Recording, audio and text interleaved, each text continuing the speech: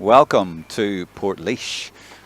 We are at the centre of excellence here behind O'Moore Park, if you know the stadium here. And there's an interesting thing they're setting up right at the start here. This is DKIT with their spanking new jerseys, and you can tell they look great. And they're setting them up. Well, it's for a photograph, of course, for the new jerseys. So Shane Lennon and Eamon McEnany, the managers, and Shane just wanting to get a picture for the sponsors and for the college of the boys, all turned out in their sparkling new jerseys. And I'm glad to say it's not raining anymore here, so their jerseys won't get ruined that way either. But that is DKIT out here for the Electric Ireland Division 2 Senior Football Final. And as far as I know, a Division 2 final has never been streamed before, certainly not by us, so a little bit of history tonight. It's DKIT in those lovely white jerseys and the goalkeepers in the yellow jerseys. Over to our right, and then over to our left we have MTU Kerry, so formerly known as IT Tralee, or it was a Tralee IT, but Tralee anyway down in Kerry, and of course mainly Kerry lads with a few other foreigners in there as well. And we'll come to the teams in a couple of minutes, but just to let you know, that is MTU Kerry over to the left. Aidan O'Mahony managing them last year, but not this year. He's not there this year. It's Brian Scanlon, the Listowel man, and he's got Theo Diggin from Austin Stacks and a few Stacks players there as well. Dr. Paul McGurr is there, and Colm O'Connor, and Mike Quirk, of course, is the GAA development officer there, the referee.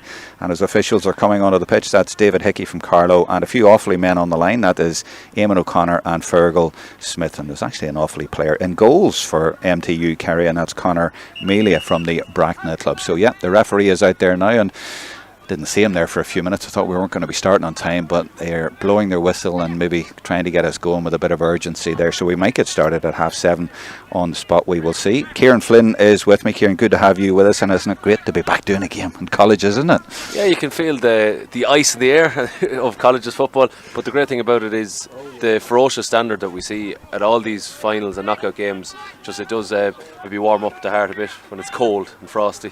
It's not too bad. I was expecting it to be a lot colder, actually. We've had a bit of rain, but it's not too bad. But certainly the surface is going to be very slippery, and the goals over to the left, as people are watching it, I know that is a bit boggy over there. That's going to be tricky, and Eamon McEnany was looking at that earlier and worrying about it, so that could be an issue. Keep an eye on that. The captains are out in the middle of the field with the referee, and it's the goalkeeper for Dundalk IT in the nice yellow jersey. That's Shane Garland, who's from Donamoyne in County Monaghan.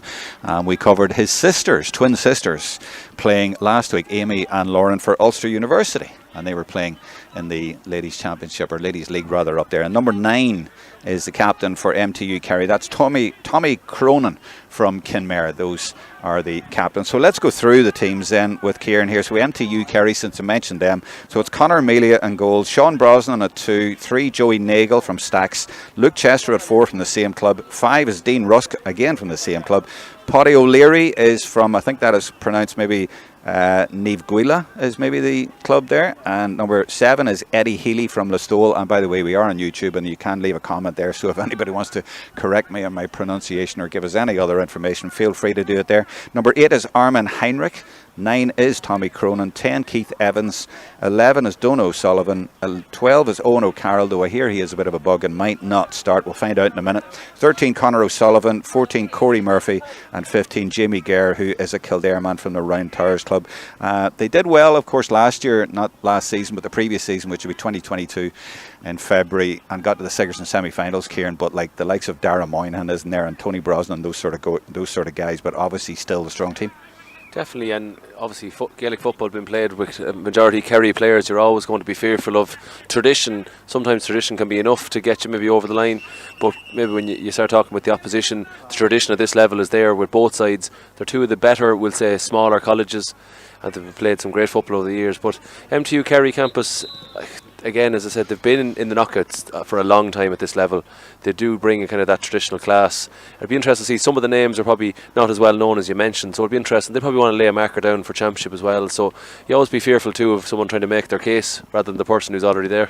Yeah, so they've dropped down, but as you say, I mean, they were Sigerson, but they are here, and this is where you make your name at this level, isn't it? A lot of lads, you know, they play for the likes of the under-20s and that, but at this level they can really shine, and tonight with the live stream, certainly they can as well. So we're expecting a strong performance from MTU Kerry. Let's have a look at Dundalk IT, or DKIT from Louth, and it's Shane Garland, as I said, in goals. Thomas Duffy, Crossmaglen, number 2. I mean, he won a senior championship with Crossmaglen and Armagh just a month or so ago. 3, Christopher O'Neill, and 4, Ciaran Shields from, he's actually a dub from St Patrick's Donabate, but he's replaced by Connor Clark wearing 18.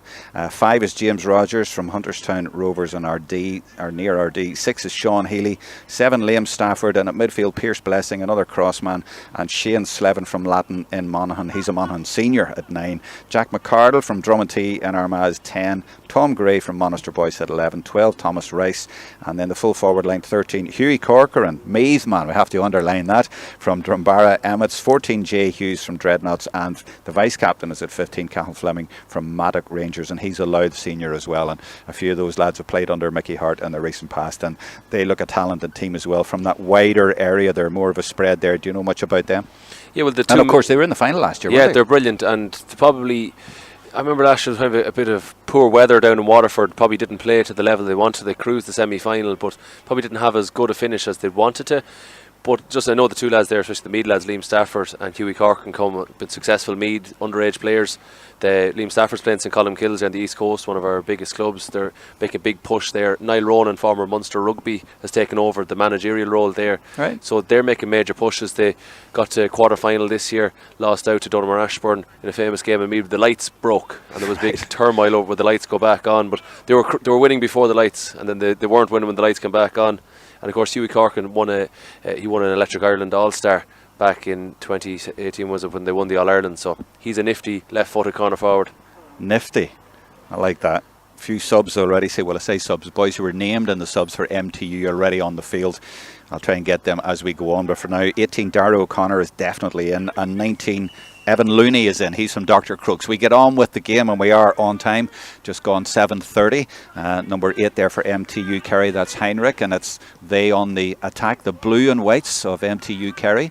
The boys from Tralee, as I say, mainly Kerry lads, with a few from Kildare and one from Offaly in goals, and there's a Cork man from the Donegal Club in the subs. Now it's DKIT trying to settle things down with Keith, or rather it is Jack McCardle from Drummondtee. So a real spread all the way up to Armagh and all the way down to Cork and Kerry. One of the lads from the Cale Club, Keith Evans, that's down near Milltown, sort of on the peninsula there. So a real spread across the country in this Division 2 final, and as I also mentioned, DKIT were in the final last year and they lost to TUS Midlands. That's Athlone in the final. They're back in the final this year. Same management as last year, Shane Lennon and Eamon McEnany, whereas Kerry have changed management, so they will be strong, having moved down from Sigerson. They were close, Sigerson semi-final. In fact, they went to extra time, that game against what was NUAG back then. That's only February last year, in freezing conditions, I remember, in Rathkeil, very close at the end of extra time. So that's how close they were to a Sigerson final, and now they're in a Division 2 league final here. So we expect a strong performance from the boys in blue, but it's DKIT throwing the ball around. Number 2 is Thomas Duffy. This is their centre half forward, Tom Bray, trying to get that ball in there, and it already looks, Ciaran, like there's a sweeper in there for Kerry. Yeah, well, I was just going to say that the number 4, the +1 as the euphemism is now in the modern Gaelic football. The sweeper is the dirty word you're not allowed to use. The +1, which is identical in actual specifications, but definitely they've lined that up, the corner forward, or the corner back. Number 4, Luke Chester. And it'll be interesting to see, will DKT push one up? I think they'll probably employ something already. The full forward has ended up back there already. Hughes is already sitting in that +1 role himself, so I'd say it'll be a tactic employed by both sides. Yeah, in fact, that number 4, he's not even come outside the 45 and they're on the attack. He's staying right back there, so he's clearly been told, you stay right there. Corey Murphy, number 14 for MTU Kerry, as they go towards goal. Oh, that's just pulled on the ground, but all the way across, no free given, and that's going to go tamely out of play. So feel free, as I say, to leave a comment on the YouTube there on the live chat. Good quick kick out. He spotted, well, actually he thought he'd spotted someone in space, but it was Evan Looney from Dr. Crooks, club number 19 for MTU, who got across there, and that was will go down as a mistake by the goalkeeper. That's very, very high. I don't think it's going to go, though. It's going to the left, and it's gone pretty well to the left as well, that effort from Looney. So 2 changes I've spotted anyway for MTU Kerry from the starting 15 that we give you, and I'll try and pick up any more as we go on, but I haven't seen any more just yet. Keep an eye on that yourself, Ciaran, as well. I see 15s out there, and I see most of the numbers from the 1 to 15, 3, 4, I see them all out there. Now let's see if this is a better kick it. Well, he just lumps it up the middle and lets the big lads go at it, and it's spilled all the way through, but Kerry are going to get that again. That's 2 possessions from 2 kickouts in a row. This is Donna O'Sullivan from the Drummond Pierce's club, and off they go again. That's a lovely ball in. The defenders can't do anything about that except trying to tackle, and then they foul. And to me, Ciaran, that was all about the ball in, and I see there at 28 who won that ball, and 28, I'll just check on my notes here, is Tomás O'Shea from On Gael Talk. I think I've heard that somewhere before.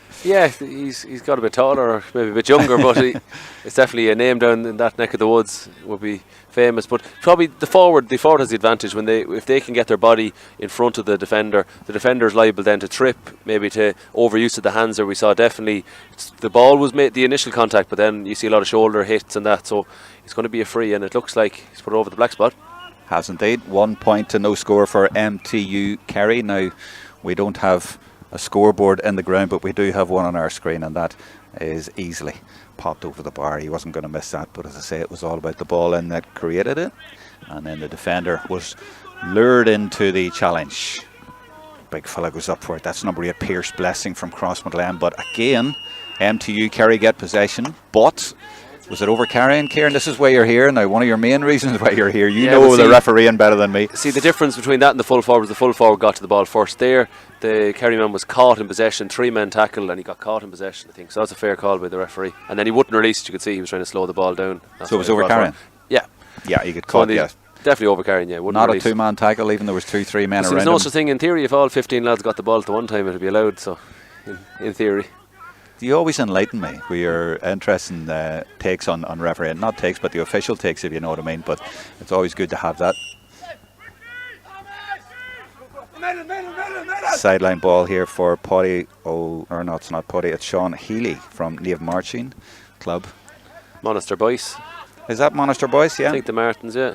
Yeah, there's a Monaster Boys as well. I mean, Tom Gray is from Monaster Boys at number 11, but there was Nave Marching as named as mentioned. Are they? I think it's set up there. It's the Martins. The Martins, The Martins, okay.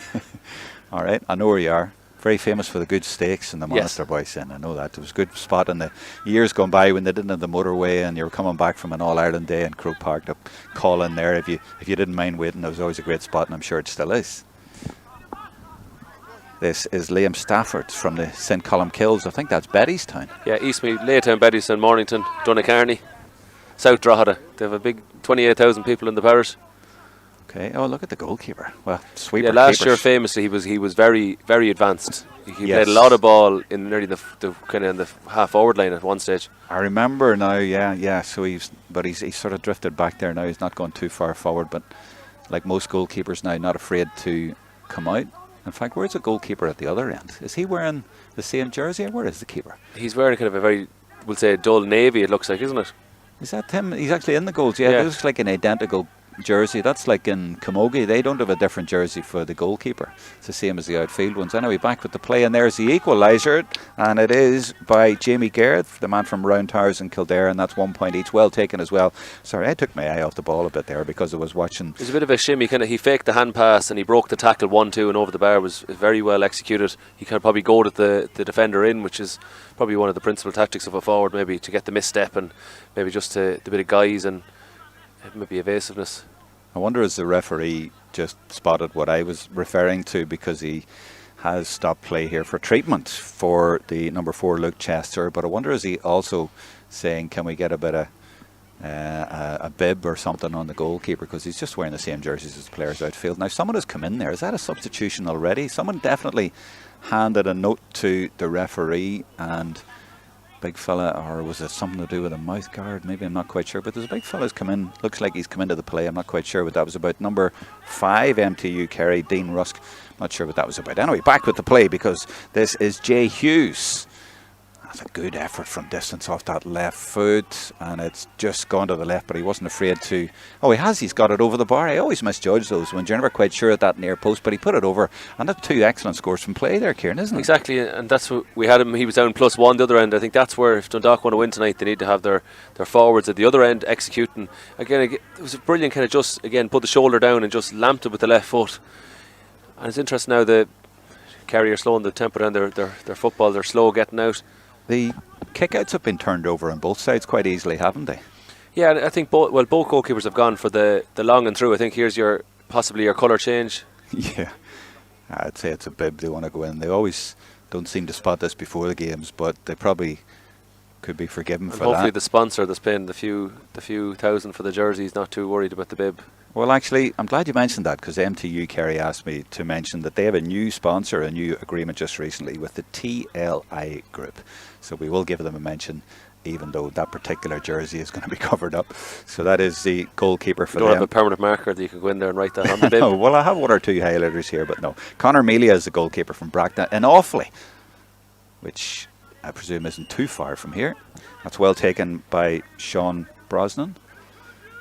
And it's MTU now. They haven't scored from play yet. They've just got the 1 point from a free, and it's 2 points to 1 for DKIT in the white. If you're just joining us, hand left in there. Referee doesn't blow for that, but it's MTU still in possession. Maybe that's why. And that's a nice ball again, played low and bouncing in front of the forward. That's the sort of ball that they love to get. 18 is Conor Clark. He came in for the, or rather, no, that's not. That's the other 18. That's Dara O'Connor.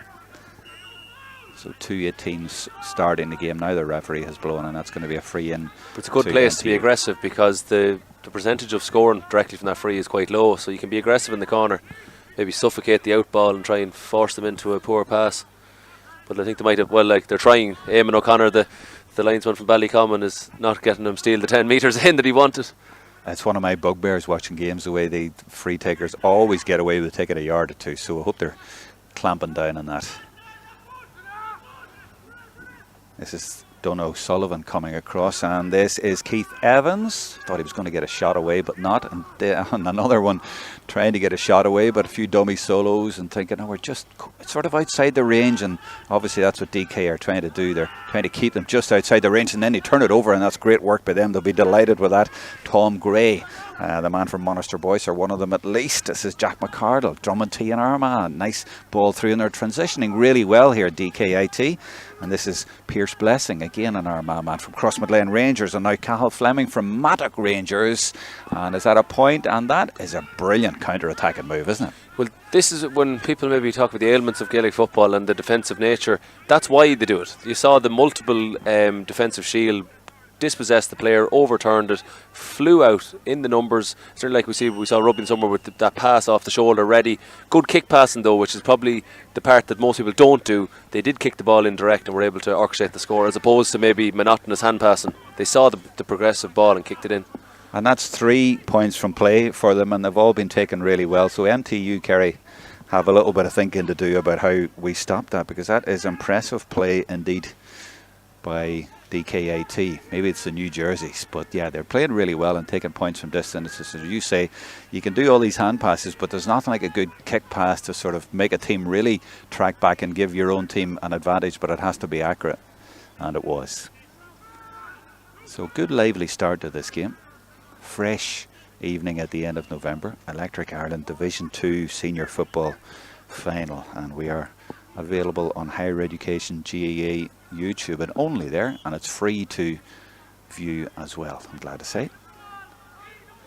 Another game tomorrow night. We're doing the Division 1 final tomorrow night from Abbottstown, and that's Ulster University, formerly known as UUJ, Jordanstown, and they're up against University of Galway, formerly known as NUAG. So in old, who were formerly known as the University of Galway. I think they rebranded twice, haven't they? Oh, and then a few other names, but in old language, in old money, it's Jordanstown against Galway. Good turnover again, and it was Tom Gray who got the hand in there.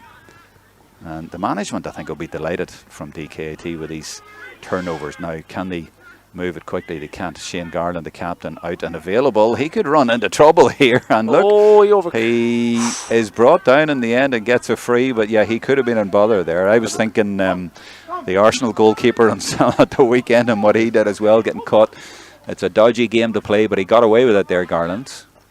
Now, this is Cathal Fleming. Good composed play with them. And you can always tell a team who's made a good start. They just seem to have a little bit more time in the ball and they're not rushing things. They know they've started well. And they have. Throwing the ball around nicely. And this is James Rogers from Hunterstown Rovers. Great name for a club. And coming up to support the attack is Sean Healy. And they try the low ball into the forwards, and it's a super ball, arrowed in nice and low, and it's set it up, and this should be another score, and indeed it is. Brilliantly taken by Thomas Rice from Sean O'Mahony's, and superbly worked. 4 terrific points. Again, the direct kicking centre half back, Healy put it in, and it's just direct ball. It's very hard for a defender. They can't, like, as many bodies you put back there, if the ball goes directly to your teammate, there's not a lot you can do to impede them scoring. But I think even the little hand passes and the little kicks by DKIT have just been the sharper so far. And then when a team gets a couple of points like that, their confidence goes up and they'll try passes like they did a minute ago when it comes off. Poor kick out there. Yeah, well, a lot of the kick-outs have been turned over on both sides. I've noticed that's a great ball in again, and he's come out and met it beautifully. And that's the number 11 again, Tom Gray. And as he put it over, he has. Yes. They just can't miss it the minute, and that's 5 in a row from play from DKIT in the final last year, and they are flying in this year's final. Again, it's just that go-forward ball is just swift, it's good. The style is there. The players, again, you said the scorer there, he just took it on and he hit it high maybe, and sometimes, the conditions are nearly perfect here for winter football. Well, I mean, they have the defenders there. The last 2 balls have come in. There's been 2 MTU guys, but it's been the DKIT man who's been in. The ball has been perfect, and they're all hit low, a nice low trajectory with the bounce in front so they can come out and meet it, and then they have the confidence to take the scores from distance. I'm really, really impressed by this team and the way they're playing, and they might even get another one here. And I was thinking, well, MTU, I know the teams change every year and players change, and they've missed one, that's news. But you know, they are very, very impressive, but I was thinking a team that comes down from Sigerson or a college that comes down, they would still be very impressive. And as you say, Kerry teams are always Kerry teams. That's probably the first poor, we'll say, decision. Sometimes you'll have obviously poor execution, but that's probably the first poor decision really, where they should have recycled that further. And now here's a chance with MTU, they've got space. Oh, he's got in behind here. And this is number 11, Donogh Sullivan. And on the run, this is well met by Keith Evans off the shoulder. Should be a goal here. Oh, he's driven it over the bar, and I think he was maybe just putting it around the crossbar, but I think he should have gone low there, Ciaran. Maybe there was definitely a goal on there all of a sudden from that break, and a dangerous break it was. Absolutely. There's 3 fast. I was just about to say that the midfielder did the right thing with the cynical foul to hold him up, and then the referee was right. You can't say that, Ciaran. The referee was correct then to award a great advantage, but then, of course, the marauding forward, number 10, he had the chance, but again, low and hard. The goalie Garland, though, he was impressive there. He got wide and he put him off, but they're the chances now that when you concede a few points in a row, you need to score them goals or you're going to be in trouble. Yeah, but at least they've got a point after all the scores at the other end from DKIT. That's more promising, and they'll be delighted and encouraged maybe by the way that they were able to go right through the middle. It's just, again, that was actually a brilliant kick out that time. It actually went long, and it was the flick over the top, and it was the push in the back and just the quick free that just had the vision to go and not hesitate. I think that's, again, an ailment of sport in general. When a team doesn't show impetus to go forward, they usually do poorly. But you know, in a lot of games these days, like the Ulster Championship at the weekend, Scotsman and Trillick, I mean, 1 goal at the most. I mean, there are not many goal chances in games these days, and you got to take them. Might be another chance here, and it's definitely going to be a free in, and this is a good riposte from MTU Kerry, and we have a clarification. I knew this would come through, and I really appreciate it, from Sean about the pronunciation, and it seems to be he's put this is for the club that I called Niamh Gaoithe, and it's G and then Niamh Gaoithe is a pronunciation. Would you go along with that? Yeah, G Niamh Gaoithe. Sorry for making a mess of that, but trying to get there. There's a couple of players actually from that club for MTU, Paddy O'Leary at number 6, and one of the subs as well, David O'Leary, number 22, which is a famous name from soccer for the Republic of Ireland in days gone past. I also love the name, by the way, of the number 20 for MTU, Sam McCarthy. That's 2 cups connected there, isn't it? Yeah. The Sam and the Liam.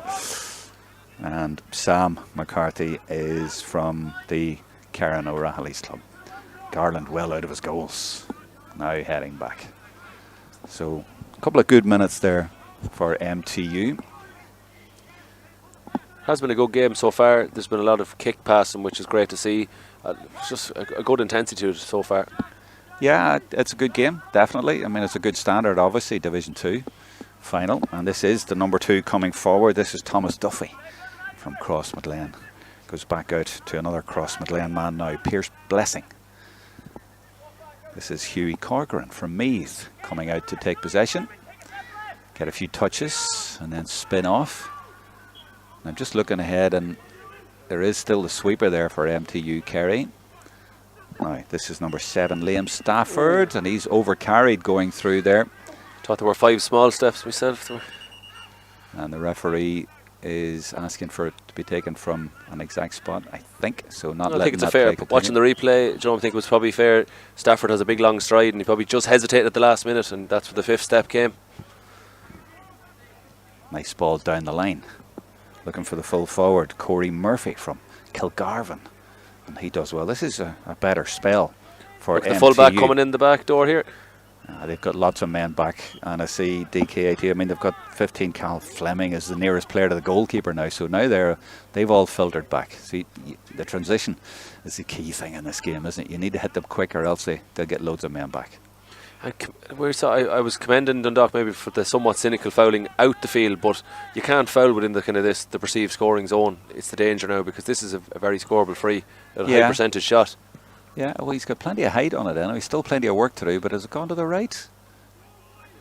It has. Just. I think there was hesitation. The umpire hesitated, but I thought it was drifting right from here. It's not always easy to see, but yeah, he's just put it to the right. It was a fair distance out, but it was perfect for a right footer. Now the goalkeeper, Garland, captain, famous Dunamoyne club in Monaghan. Where's he going with it?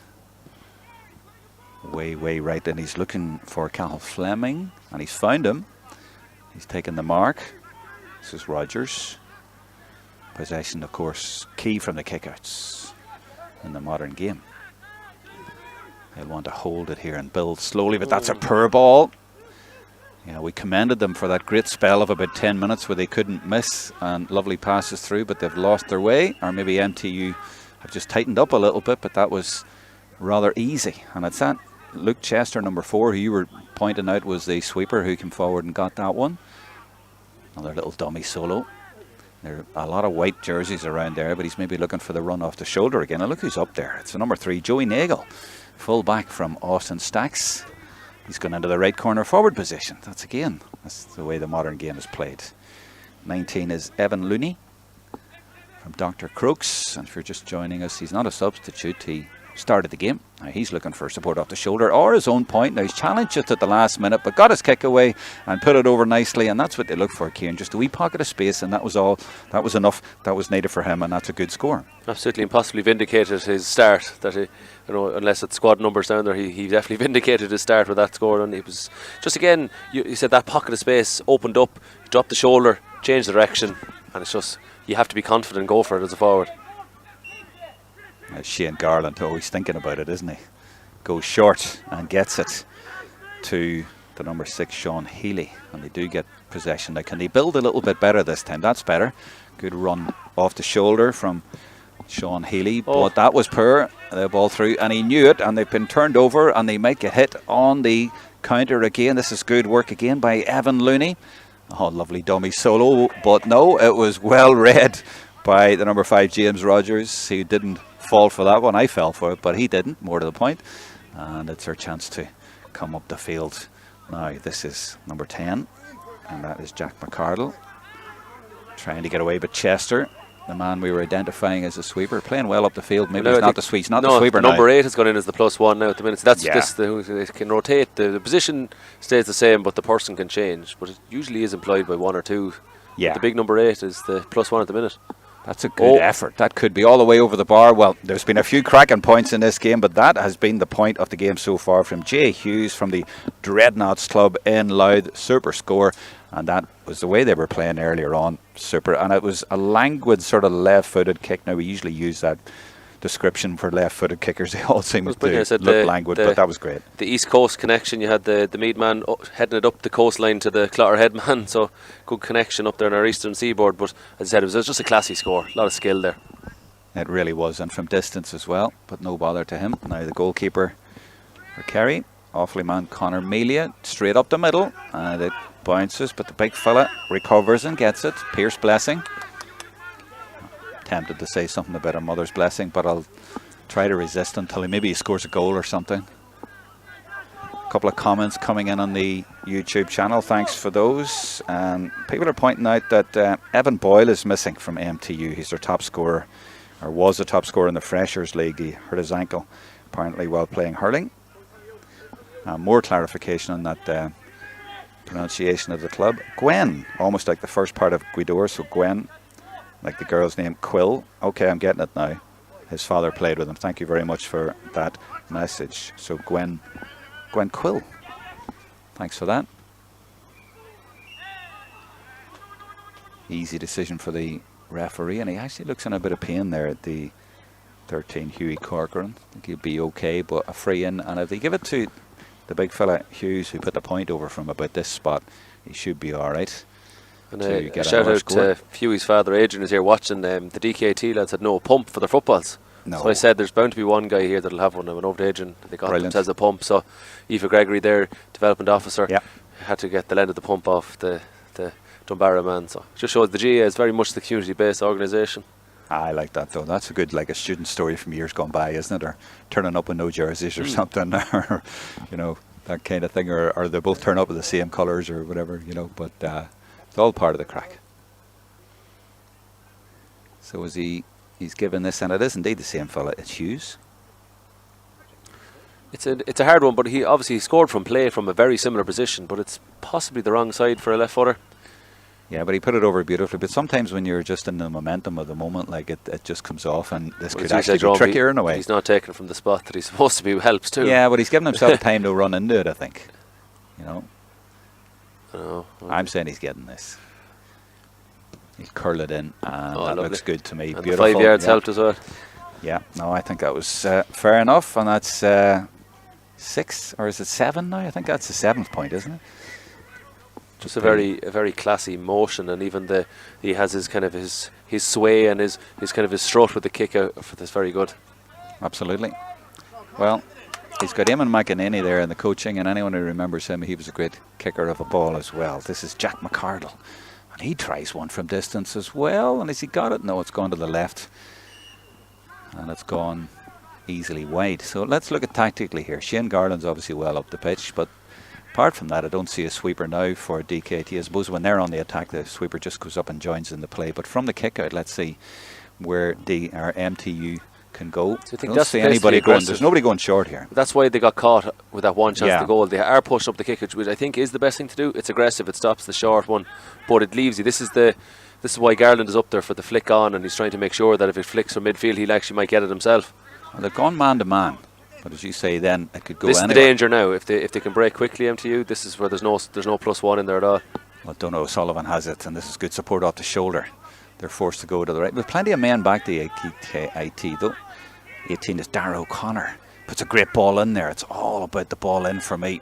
But then look at the numbers are back there from DKIT, and they've turned it over. They've congested the area, and they've got the turnover that they wanted. And that is Shane Slevin, Monaghan senior player from the Latin club. Oh, good kick pass and spreading the play. Really accurate, right into the basket. And that is McCardle again, who's seeing a lot of ball on that win. It's that kick passing that you were talking about, Ciaran. If they can move it quickly, but this is going from side to side. Not quite as good, but they're looking for movement up ahead. And these boys are confident about their kick passing. But now off camera, I can see 2 sweepers at least in there for MTU. So they're going to need to carry it forward. And Liam Stafford is happy to do that. This is well worked, actually. Now, it's number 11 again. That's great. Now they're just having to compose themselves, but not kick it away. Nearly did. You see Garland over there in the far wing as well. Oh, so he is. Yeah, the goalkeeper. Now he gets in. This is where he played a lot last year in Waterford. Well, he's a Monaghan keeper, so he'll fancy that he can do what Rory Beggan does. But they've been turned over. He'll need to get back into his goals, maybe, because MTU have just got a free and they'll want to move this quickly, and they give it to Sean Brosnan there. He's the number 2 and he'll want to move it up. Garland is off to my right and he's got back to the 21. I think he'd be okay to get back, but it doesn't matter. Ball won't get there because DKIT have it. Turned over again. Definitely have the measure of MTU Kerry. Good ball down into the corner by McCardle, popping up on the left now. That's a confident looking big fist pass, but it actually goes straight to an MTU defender, the number 2 Brosnan. Yeah, I said that shows you the modern game, that the left half back Liam Stafford ended up in the top corner forward, so it's again that kind of free form game in the attack. But you see the DK, when you don't move it quick, they are getting them sweepers back. Yeah, sure. We saw number 3 up in right corner forwards about 5 minutes ago for Kerry. Good support play here again. Calling for the ball, Conor O'Sullivan from Ciaran O'Rahilly's, but that's a poor enough kick from outside the zone and definitely a long way from getting a score. And Garland is happy enough to sweep that one up and bring it out to his defence. He always looks a bit disappointed when he gets it out and gives it to them to say, oh, I'd love to keep going forward here, but he's heading back. He's done his bit. This is blessing. So what are we now? We're 28 minutes, only a couple of minutes to half time. Yeah, it's an enjoyable first half. I've enjoyed it, Ciaran, and it's flown by and lots of great football in it. Definitely, the last 2 minutes or so is just lulled, but I think that's probably more indicative of maybe the high tempo that's been there, where you're going to have ebbs and flows in games. I think it's possibly gone a little bit slow, and the slow tempo means that you're going to meet the mass defences. So here, let's see, we'll see, the injury now slows MTU and you can see the white bodies flood back, but overall it has been a good game so far. The kick passing has been good. A lot of these lads would play at the weekends as well for clubs and things, even at this time of year, so they're getting plenty of football, and then managers are having to figure out who's available, and that's another injury. That's Tom Gray, the number 11, and Shane Lennon and Eamon McEnany will be a bit concerned about that one, and physio out as well. That's Aoife Gregory, that's the development officer. So it's a team effort nowadays. There's no, even a college team requires a big entourage to get the games played. Sean on the YouTube chat says a shout out to Sean Brosnan. That's the guy I was mentioning, number 2 from Ardfert and cornerback. Great dual player and has great commitment to club and college football and also with the Kerry Hurlers. Brendan Halpin is enjoying the coverage. Thanks for that. And so Brendan from Oldcastle, if it is, might be Brendan Halpin. Shout out to Oldcastle if that's the Brendan that I know. Could be. Ben says any word on why Sean Mahoney, he says is not playing. Must be an injury. Had a good game the last day. I don't know. He's in the subs anyway. And this is the number 3 that I was talking about, who loves to get forward. Joey Nagel from the Stacks, Austin Stacks. He plays the ball in behind, and that's a super ball actually. Now. And is it popped over the bar as well? And it is, that's a lovely bit of play, and that's maybe been their best score so far. And for me, that was all about the fullback. Again, he passed it to his cornerback colleague Chester. Yeah, we've identified it. It's just again the different jobs that people can do and the flexibility that he could be the +1, then he's marauding up, and then he's here and there and everywhere. So again, you have to have this total football idea that you're just not going to be the lazy corner forward anymore or the tight corner back. You got to do everything. Well, I've just seen actually 2 men standing beside each other, and there's the number 14 on the ball now. So the 14 for DKT is playing in full back, and he was being marked by the number 3 from the other side, as if they've just turned the game upside down. But that is the modern game, so the numbers just don't mean anything at times. This is Garland, the goalkeeper, under pressure, but does well to get it to Thomas Rice. And he is from Sean O'Mahony. It's the same name as the sub on the other team. Where's the Sean O'Mahony's club? Dundalk, I think. It's the O'Mahony's. Right. Oh, the O'Mahony's, yeah, of course. I think it's up near the north of the town, near the barracks and that, up the top of the town, I think. Okay. So, almost at the whistle for half time. I'm glad to say the number 11, Tom Gray, is moving freely now. So, no injuries, lots of good scores. What else would you expect on a Tuesday night on a live stream from the Centre of Excellence in Portlaoise? Oh, that was dangerous. That could have actually just slipped all the way through, but didn't. And there is the half-time whistle. Entertaining first half. We hope you have enjoyed the coverage. We'll be here for the whole second half and the presentation afterwards. There will be a cup at the end of this one, and the referee having a conversation with a few of the players before they all break at half-time. That's David Hickey from Carlow is the referee. So a fresh night here at the end of November for the Electric Ireland Division 2 Senior Football Final, and a good lead at half time, not by any stretch out of distance at all, but a good lead. And do you think there were good value for it, Ciaran Flynn, in that first half? Especially I don't think they got one from play, and the rest of them are one from a free, but they were all from play apart from that. They were brilliant. In fact, they're definitely been the better team. Not as I said, that 3 points is probably an extremely fair lead, because you see the flags here. There's no movement. There's no real meteorological conditions that you need to worry about. It's just cold, but you can run that off. It's one of the few probably things for Gaelic football that you don't need to be concerned about. So far, they probably just have dominated probably the major moments of the match. Even when MTU had the chance for the goal, they were probably unfortunate. They went too high and Garland put them off. But it's just probably Dundalk will be probably the happier of the two teams, definitely, because there's going to be a turnaround now. There's going to be no advantage the other way. But at the same time, we saw, even it was at a hurling game of the weekend with Kilcormac-Killahy and O'Loughlin Gales. O'Loughlin Gales were cruising at half time, and Kilcormac-Killahy came back to 2 points at the end. And I think the big one I would have noted in that game was the lack of the goal.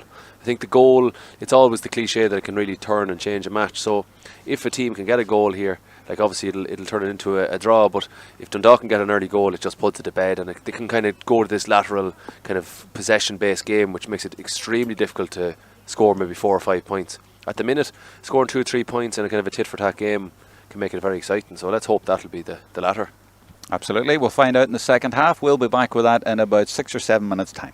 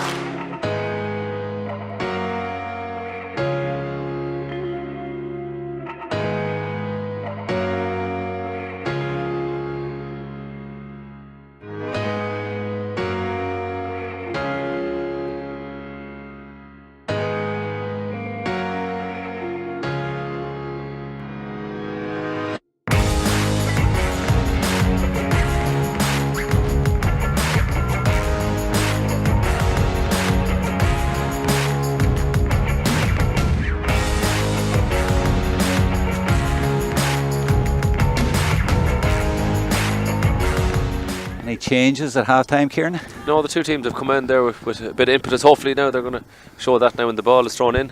No messing, straight on. We missed a point in the first half. It's 7-5, not 7-4. What happened there? I don't know, someone's at fault. It's not me anyway, that's all I know. Yeah, I'm not blaming you. No, we got that wrong in the first half. I thought there was a point at one point, but I was looking down at the time. I wasn't sure. But once the ref has it, I think. And there was us talking about the 3-point gap, but it's a 2-point gap, and MTU Kerry going to reduce that even more. Keith Evans on the run down the left. Don't know Sullivan. I'm a wee bit out of breath, sorry, I was out of the commentary box there for a minute. Takes his mark, plays on. See a change there as well. Is that 17 for MTU Kerry is in the field as well? In the play, rather. I'll come to that. Look at the width here, number 13 here. He's got a lot of space here outside the scoring area. Is it my imagination, or have MTU Kerry come out with a little bit more intensity? Yeah, well, as I said, they were able to score a point immediately, so not too bad. Yeah. Well, we give them that from the first half, but we didn't have it on the scoreboard. So 2 points in at the minute. This could be down to 1. Well, this is how the game restarted, with O'Shea getting a close-in free. It's nearly a carbon copy of what happened in the first half. Exactly, and this is Tomas O'Shea, indeed, from Gaeltacht. And has he got it? He has, and we're down to a 1-point game. And the 17 in, by the way, is William Galvin from Reynard. So MTU Kerry back to a 1-point game right at the start of the second half. And Shane Garland getting the whistle ready for the goalkeeper, but he's going to get his cone. Any other changes you spot there, Ciaran? No? Not yet. Not yet. Let's see where the kick out goes. He likes to go short sometimes, but there's absolutely no options. Well, the midfielders from MTU have gone zonal, try and get double up, and they've literally done that. They've doubled up.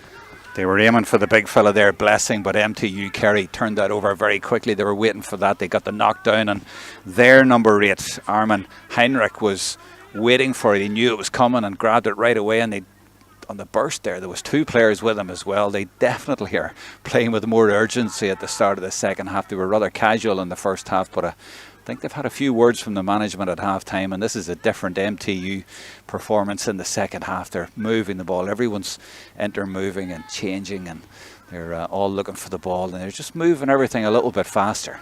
Is that fair to say, or is that my imagination, or is that just the first 2 minutes?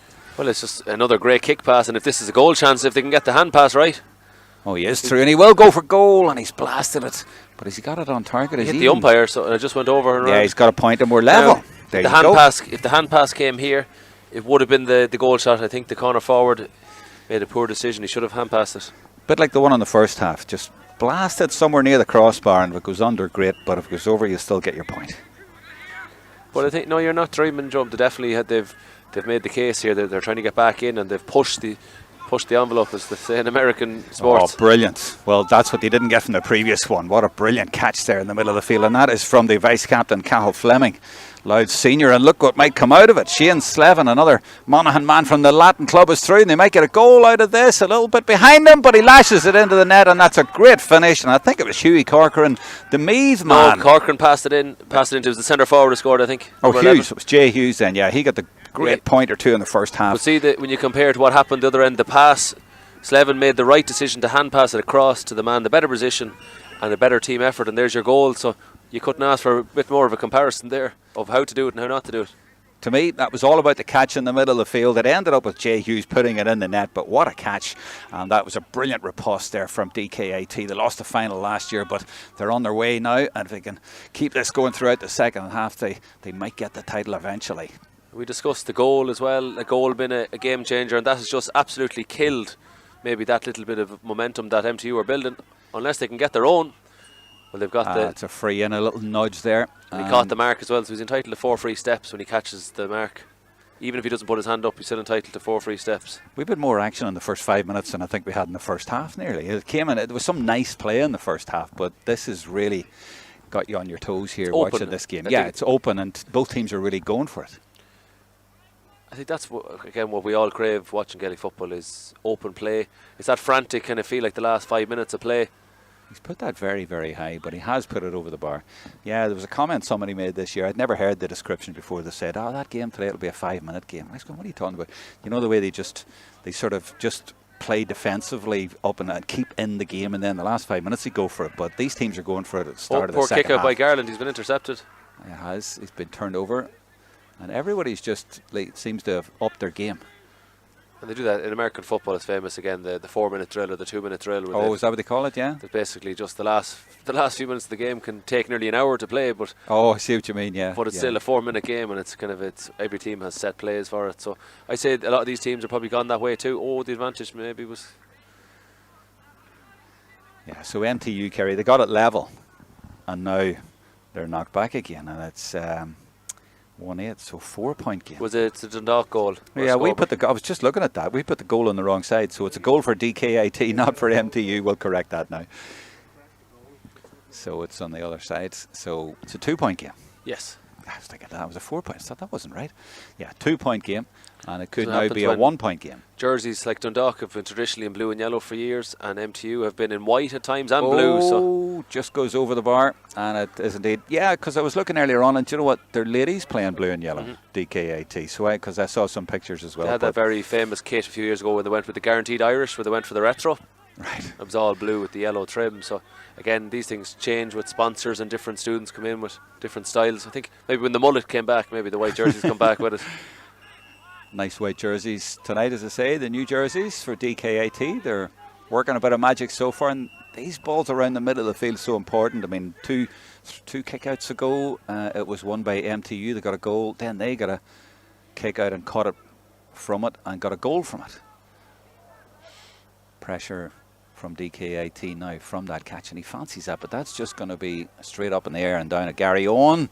Fullback comes out for it. Oh. He's back there, the number 17 who came on. That's William Galvin at half time. He did well to sweep up there. Now it's MTU trying to pressure and get that transition going, and it's Keith Evans under pressure. And look at all the white jerseys around it's him. Man on man if they can get it. Speed of him though. He's going. Yeah, there is a man in the middle, and that is Murphy. If he can get it to him, he's gone all the way on his own though. And was he trying to score there and just didn't connect? Maybe that's it, but it's gone out tamely in the end. But he's got pace, that fella. He took his man on, and as I said, it was man on man inside. There was no +1 in there. Probably needed the check back and just that kind of the lateral pass across for the. You saw the Dublin senior football famously for many years where there was a man just seemingly in the back post and he'd slap it in. He was just crying out for that. Yeah, didn't work on that occasion though. So remains a 1-point game. No, 2-point game. Sorry, my monitor's behind me tonight, and I'm having to turn round and look at it and then add it up. And as you know, men can't multitask. DKIT now looking to get a point to make it 3 points in it, and this is good. This is James Rogers, number 10. But the men in blue have turned that one over. And again, just wanting to move the ball really quickly. And look at the speed off he goes again. There's definitely an up in tempo from MTU at half time. Good hand though. Oh, but it's broken nicely and out of play. A little bit unlucky there for MTU, trying to move the ball quicker and be more direct, but it just didn't work for them in that occasion. Well, Garland took his man on. I think he was fortuitous again there now. He likes going into the tackle, doesn't he? He does carry it into the tackle. He does live on the edge that way. Most coaches would teach the players to avoid contact. Yeah, especially the goalkeeper when he's out, but it's worked, and here they come now. And there's so many players in this half that love to take the ball and they make a run forward with it, not just letting it go. I mean, they are taking on responsibility. He's going to try that from distance. Stafford, and I think he's just gone to the left. Yeah, he's just gone to the left and wide there. Now, there's somebody messaging here saying MTU have got 9 points. We have it as 8. So is it a 1-point game or a 2-point game? There's no scoreboard on here, but we'll try and check that for you. We're under the journalists who are here at half-time and the referee, and that's how we clarified that it was 7-5, not 7-4. But we make it now 1-7 to 9, but I'm not 100% on that, so Ciaran's going to try and find out if that is the case or not, because that could obviously be very important because it's a very close game. This is Tommy Cronin, captain, MTU from Kinmare. Lots of room on this side if they can get the ball over to Conor O'Sullivan, and they do.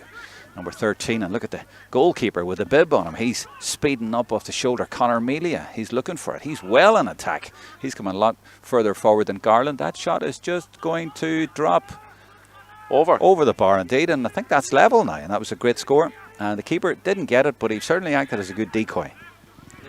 No, neither team is live tweeting it, so yeah, there's a few journalists down here. I can maybe check with them what score they have down to our left, and we'll see if the lads are, if I can catch their eye.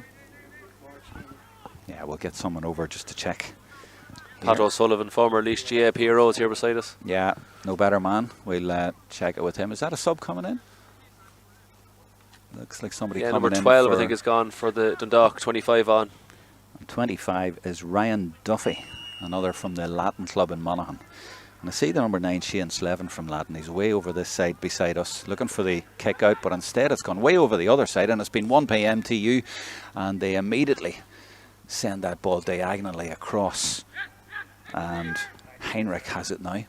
Kerry under 20 player, who would of course be managed by Tomas O'Shea. This is good work by MTU, and if it is level, this will be them looking to sneak into the lead for the second time in the game. They led right at the start, but then DK had 5 points in a row and have been in charge ever since. And although MTU have done well in the second half, DK got up and got that goal. Interesting. The team doctor is playing as a +1 there as well for MTU. If you see him. Yeah, I see him out in the field there. Oh, that's a poor enough ball, and that's been won back by DKIT. The extra man, they did courageously go for the direct kick pass, but it just didn't work there. Now DK have a chance here to counter. Stafford. We have a great view of this right down in front of us. This is McCardle. Duffy. Taken up by Hughes. And now the goalkeeper, Garland. He's over halfway. He leaves it off and says, that might do me. No, he's not. He's actually sneaking on up the field. He thinks maybe I can do something here. He's going encouraging him. Yeah. He's trying to do a Rory Began, but the ball instead booted all the way back here to the fullback, and that is Christopher O'Neill. Kind of said it's the kind of classic modern formation. Is the horseshoe. You try and run into either corner and bring it around and try and change the sides as quick as you can. Recycling, isn't that the phrase? Yeah, trying to avoid going down the middle, which usually can be hazardous. So it's a dangerous one. That's what they're trying to get again. This horseshoe down the side again. Look, it's just a little bit too far, but that little step inside might make all the difference. But no, the kick doesn't reach. And the goalkeeper did well for a smaller man. He did a big leap in fairness to him. He was brave there, and he took a knock, but he just did enough to Offaly get it men out are of usually there. tough, so they're in fairness to them. They are. Now, the transition for MTU, because DK put a lot of men forward there. They've still got one sweeper back and another one on the way, and MTU unable to get it forward because they haven't enough men forward themselves either. And you can just see in that little 10-15 seconds there that some of the players are looking a bit jaded, and there's no surprise in that.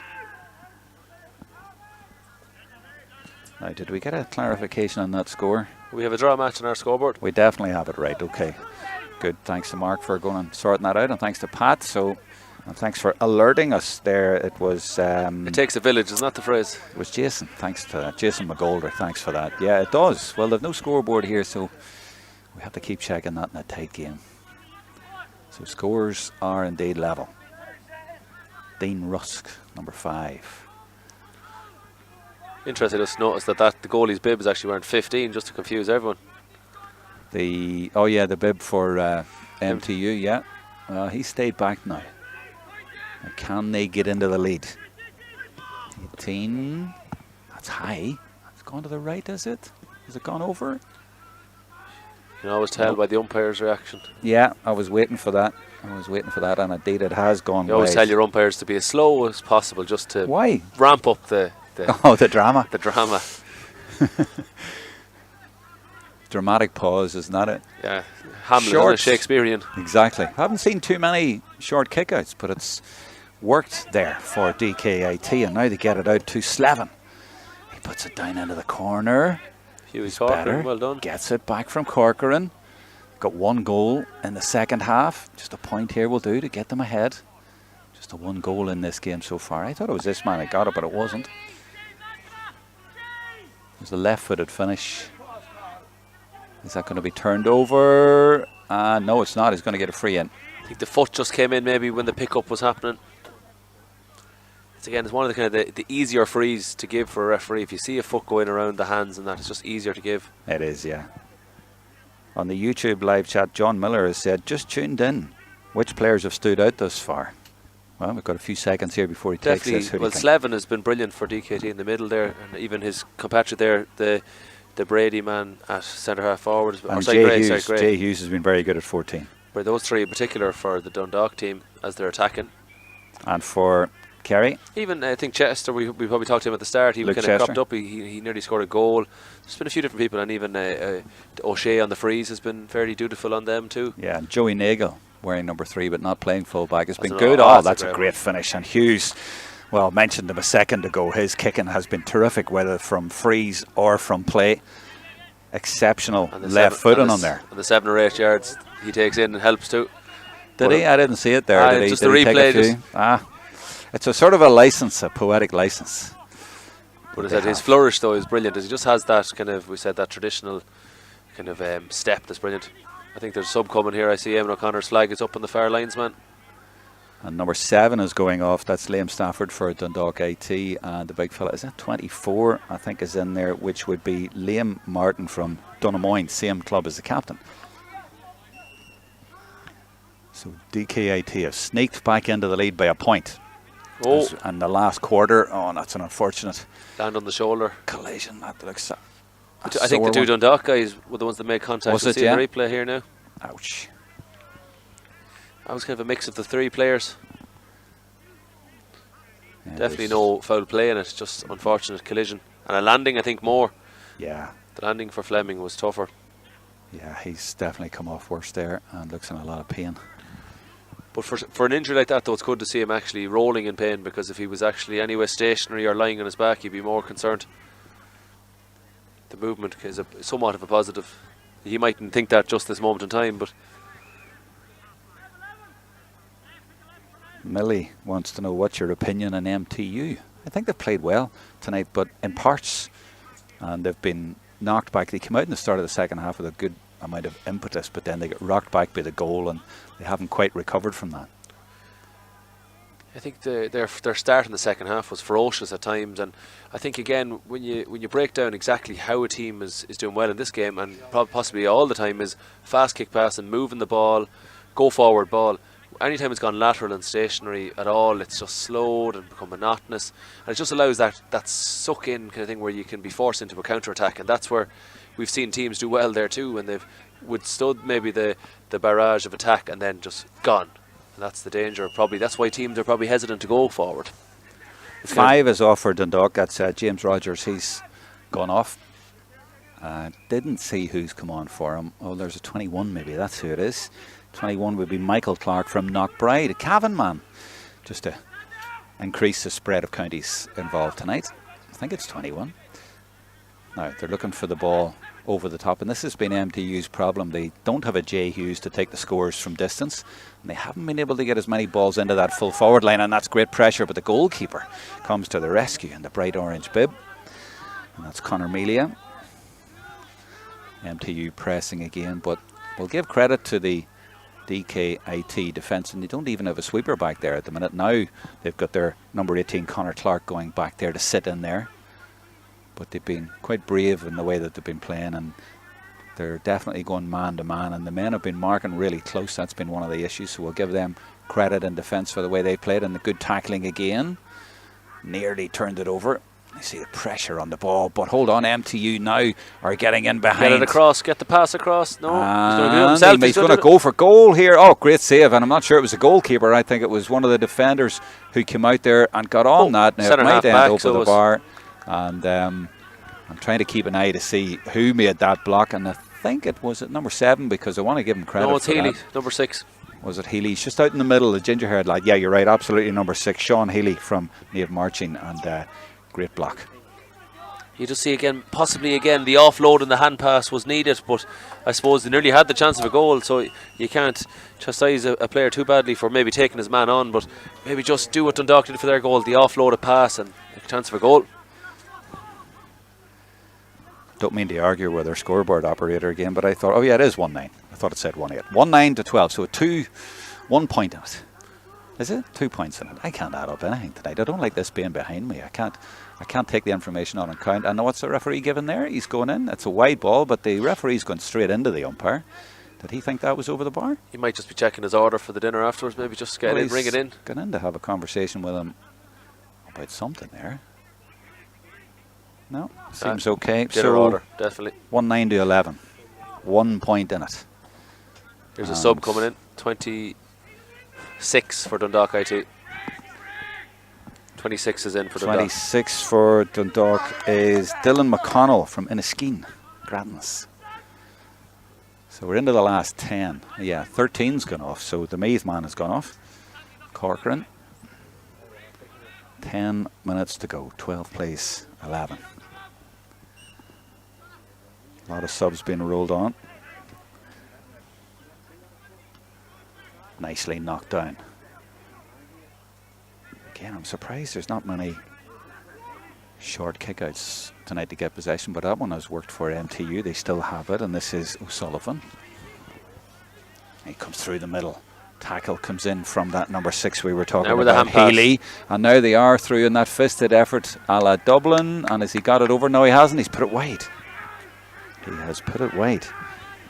That's getting disappointing. A bit tense.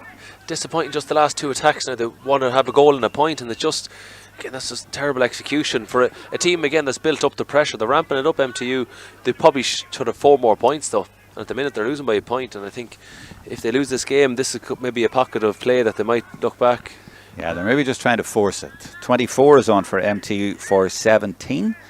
And 17 is William Galvin. He came on at half time and now he's departing. And 24 is Jack Enright from Ballyduff.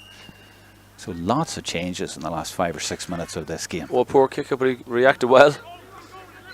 DKIT, big fella, does well. He leaves that over to Slevin.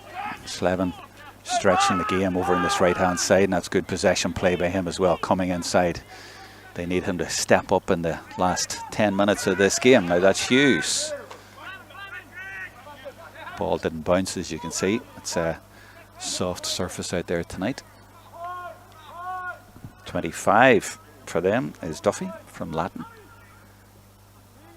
So they went down the right, now all the way over to the left. Is that the number 2 up there? That's another Duffy. That's Thomas Duffy from Crossmaglen, and coming all the way back out to Healy. Good position here for DKIT with a 1 point lead and in possession.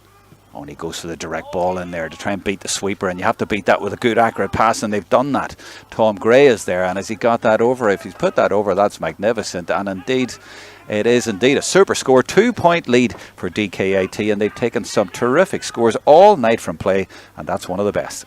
If you could bottle Gaelic football and sell it as a product, that's exactly what we're looking for, isn't it? Used to be like that. Just direct, but even it's not even a kind of an aimless thump in. It's really like a blistering pace on it.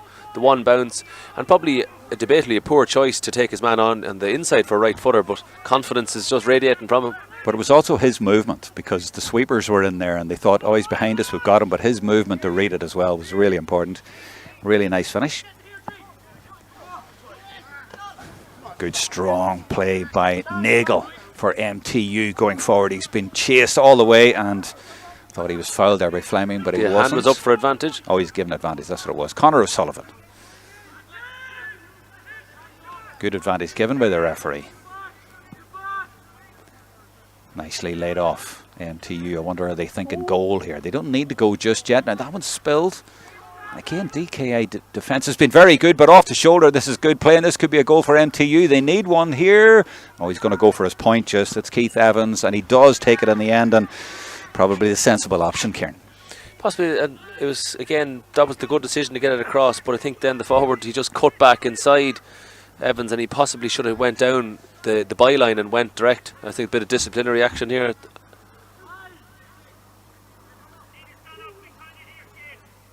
What colour is that card? It's yellow. It's a yellow card. It's the first card we've seen. Must have been a collision maybe as the player was going in on goal. Yeah, didn't see it now. There was that many bodies in there, and I think it's the first card of the night. I think so. And that has been played in a good spirit. There's been no silly stuff. It was actually the vice captain, Cathal Fleming, who got that card. Garland, keen to come out his team in a good position. He's the captain. They're 1 point ahead, and he'll be the man lifting the cup if this continues. Christopher O'Neill, number 3. He's so close, I'm sure he could nearly hear me calling his name. Good ball forward to Tom Gray. Is he going to get it though? Don't think so. That's good covering back. Is it Corey Murphy who was all the way back there? Free out for MTU. Oh, the goalkeeper. He's out, and he could be caught out. Oh, it's a poor ball across. Now the referee had given advantage, so he's going to bring it back, and he is definitely going to want a word with the defender. Let's have another look at that. It's one of the key moments. You'd always say the fullback side, you never kick it across the goal, especially 30-40 metres across. Goalkeeper was in a good position, but the DKIT players were aware to it, intercepted the free, and it should have been a goal really. Very poor, probably to go for a little chip. Wanted to put a bit of power and gusto into it. So into the last 5, and I think that's going to put 2 points in it. I think that's safe to say. I mean, Jay Hughes has been putting them over from way out the field. I hate to say this, but we're getting more debate about the score. Goalkeeper got the yellow. I think we need to check the score again. I really don't want to get it wrong, but someone else on the YouTube live chat is saying they think it's level. So our man is going out again to check the score. Could be a row in the van going home tonight, lads, could there be? This is the problem when you have no scoreboard, and it's a really close game. And there's ones that we're in a low camera point here as well, so it's hard to tell, but that is definitely a point. Our man is on his way back. So is it a 1 point game?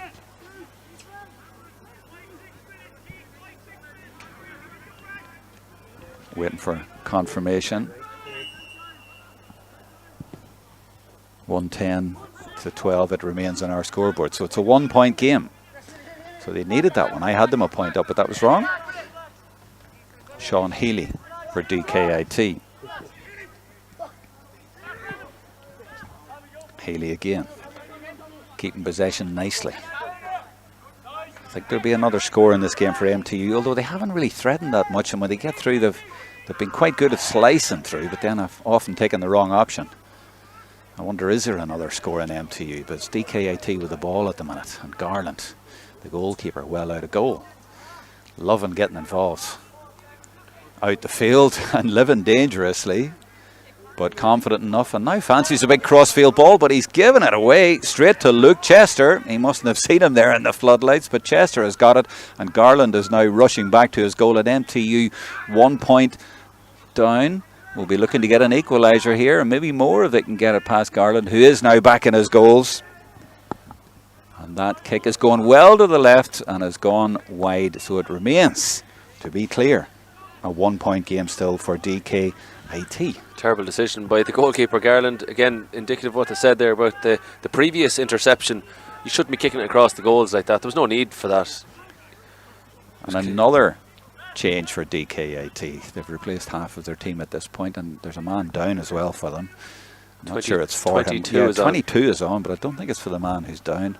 No, number 10 is going off, so that's Jack McCardle going off for the Dog IT, and 22 is on. That's Fionn Comiskey from Kilkerley, and it's a cramp issue, isn't it? I think it is. Is that the Emmets? Kilkerley Emmets. I think that's Shane Lennon's club himself. I think the Kilkerley Emmets. Yes, 18, and he is not moving too well. That is Connor Clark, who has played from the start of the game. That kick has gone so high it nearly hit one of the floodlights. Oh, great fielding. And they've done that a few times, and it's been so important. It's Fleming again, isn't it? He's definitely a contender for player of the match for me. He made that great catch for the goal, and he won important possession there, but MTU have got it.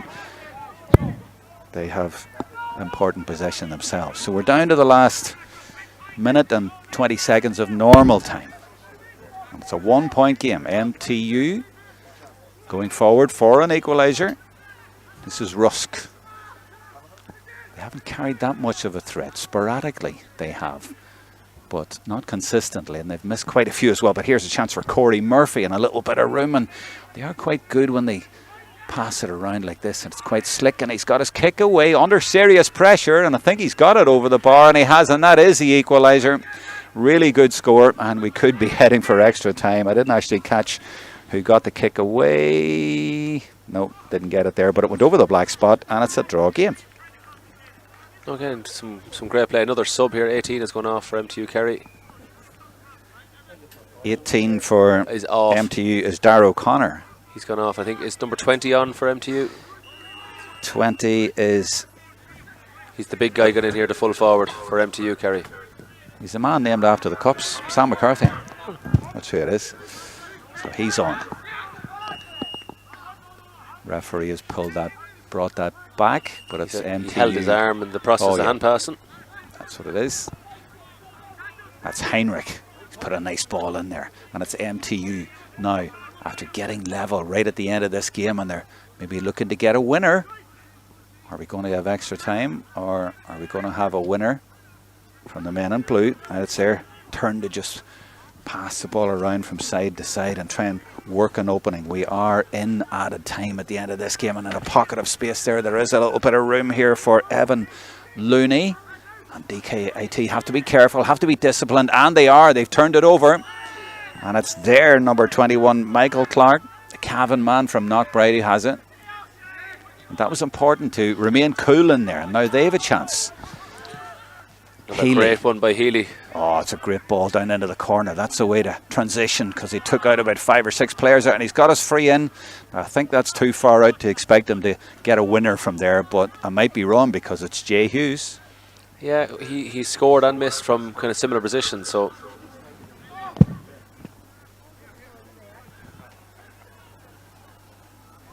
Well, he has put over a free and one from play from way out on the right. Who's going on the ground? Oh, he's going, yeah. He is going low. Going for the purists. The purists love this. Well, you know, it's a big call by him, but he obviously fancies it. And I'm definitely not going to bet against him. So, second minute of added time at the end of this Electric Ireland Division 2 Senior Football Final, and Jay Hughes, with the scores level, has opted to take a free, not out of the hands, he put one over earlier from there, but off the ground. First one we've seen in the game. Has he got it? Has he nailed it? He has! Oh, what a brave effort that was, and it's great to see that skill, and it could just have won the game. Jay Hughes from the Dreadnoughts Club could have won this for Dundalk IT. It's just fabulous. The courage, we'll have to say, to just put it on the ground on the wrong side, debatably for the left footer. He's been doing that all game. He's been brilliant. He's definitely one of the contenders for the player of the match. A few colleagues on his team, but that's just, again, the courage is amazing. Although I also give credit for the ball in just before that won the free. It was a great ball in from Healy, and Healy's had a great game too. Another contender for the player of the game. Exactly, yeah. Don't think there's an award as such, but like we always like talking about player of the match, but those two guys have been terrific, and on balance in the game I think they deserve it. But MTU Kerry are not finished yet. One more point takes us to extra time, and we're in the 63rd minute. There might still be time, and they have the ball if they can work this. And their goalkeeper is way over on this side in an advanced position as well. Is there an equaliser for the boys from Tralee? This is Looney again, and they're going through that middle, and it's so congested in there, and DKIT tackled really well there. Oh, and the referee, is he giving it?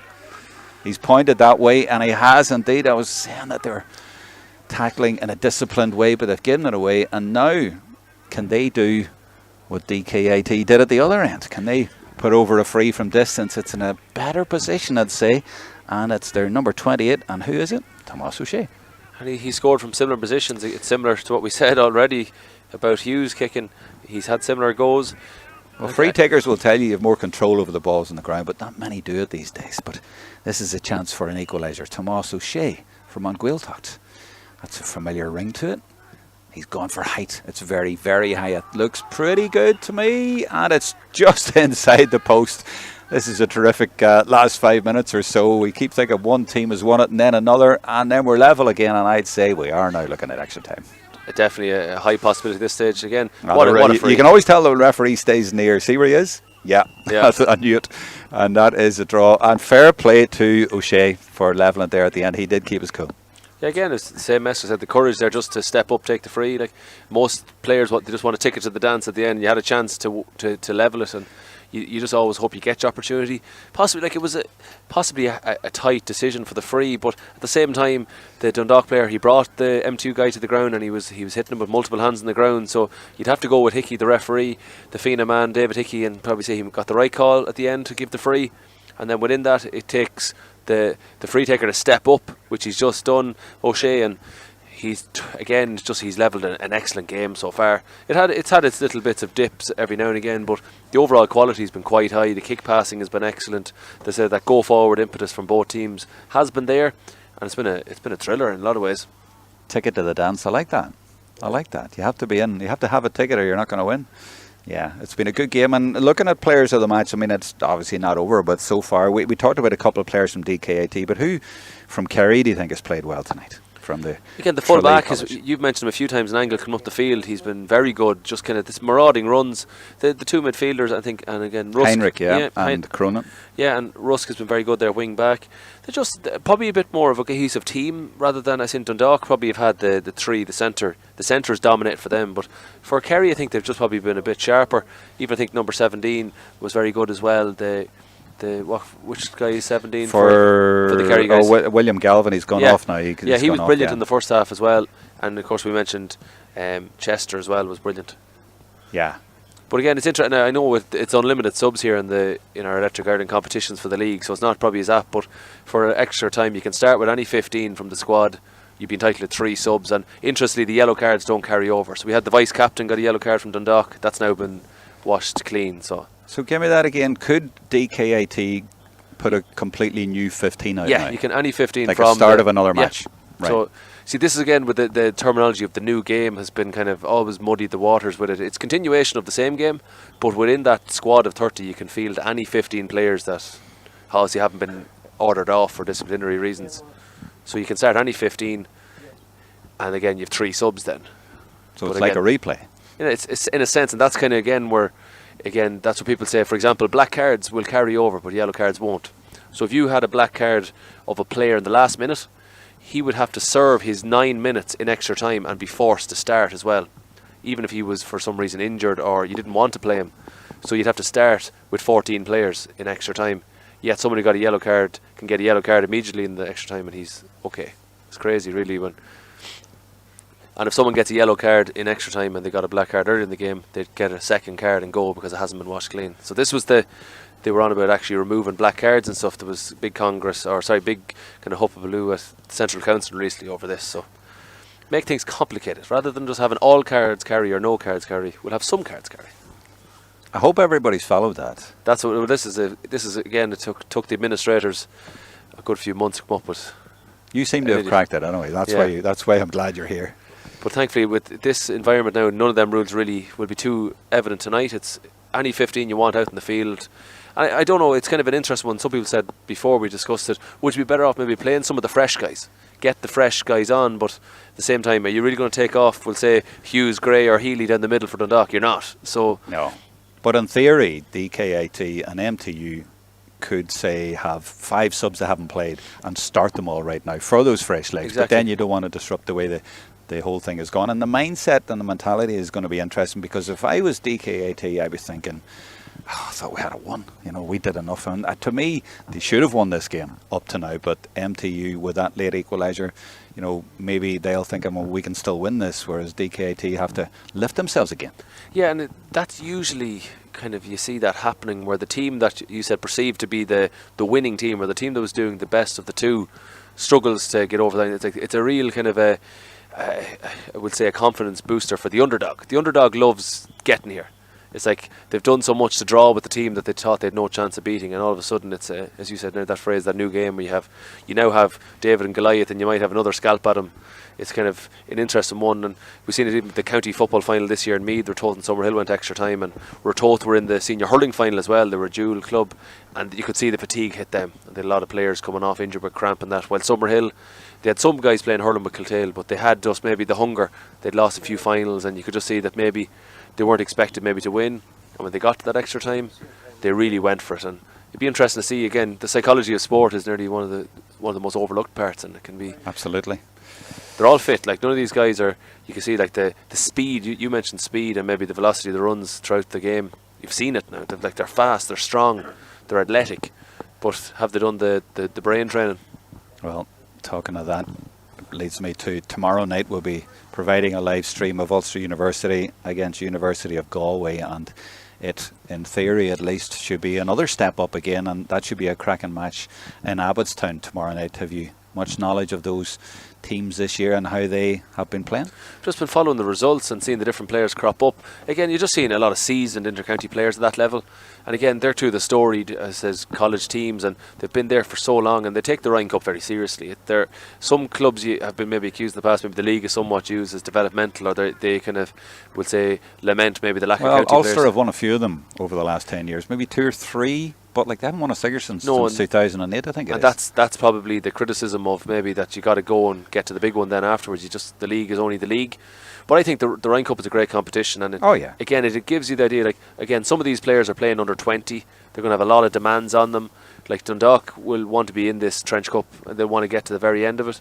Same way when you see Jordan. Well, I don't think any of the teams are looking at it and thinking, well, this means that we're going to be favourites, or going to win the Sigerson. But at the same time, it's always good to win something and win the league. They know there's a lot of changes before Christmas. A lot of players available, not available, like Ulster University, Conor Glass and these sort of boys, you know. But at the same time, it is a good competition before Christmas and very necessary for teams for preparation. And obviously these two tonight, they want to win this big time. It's a culture builder. So a lot of teams want to have a culture of basically success, and I think what we're happening now is what I was talking about, the logistics. I think if you're changing your team, you have to give a new team list. So I'd say they're rummaging into the logistics of writing up 15. Oh, no way. 15 in block capitals, Oscuelga, and in duplicate. Stop.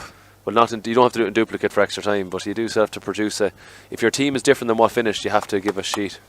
Right, so that's explaining the hold up. The players are out on the pitch. And there's a bit of argy-bargy, I think, A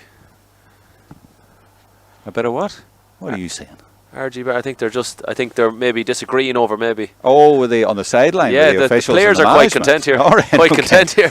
All right, okay. Well, we'll say it was a lively, healthy debate. I'll put it that way. But everything seems okay now, and David Hickey seems to be happy. And of course, the coin toss is needed as well. Have they done that? Oh, yeah, of course, yeah. So he wants... Well, if he needs the captains then. So the goalkeeper, Shane Garland, is having to come up for that.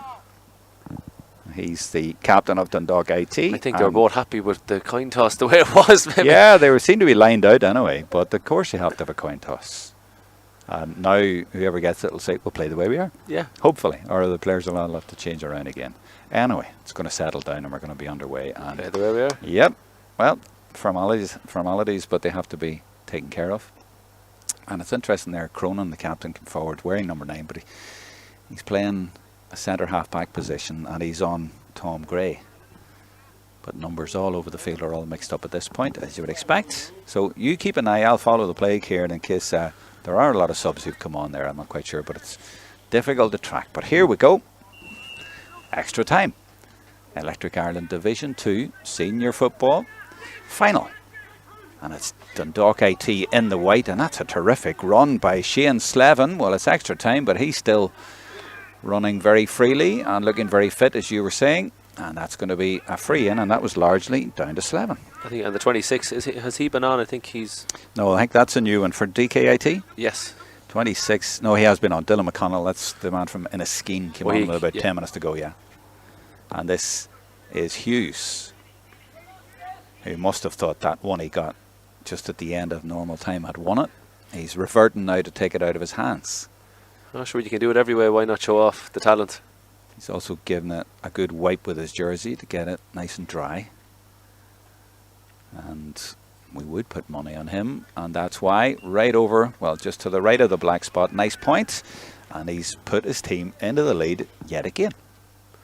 Again, I think just from a free-taking point of view, he's one of the better ones I've seen. Now it'll be interesting to see, will he be called upon much more in this game, because I think Dundalk will be happy with that. That kick out arrowed low and directly looking for one of his teammates there from Conor Melia, but didn't break, and DKIT have turned this one over. I'll play a little bit of possession here, spreading the play to Blessing, looking for Liam Martin. Cathal Fleming. And we might have a bit of this in extra time, just kicking the ball around, trying to stretch MTU, tire them out a little bit. They have that 1 point lead. It's Ryan Duffy from Latin, the number 25. That's ambitious from there, from Hughes. He's got loads of height on it, and it's not going to go anywhere near the goal, and it's going to go out, I would imagine, and indeed it is. That was a little bit too ambitious. And the goalkeeper quick to get us going again, Conor Melia.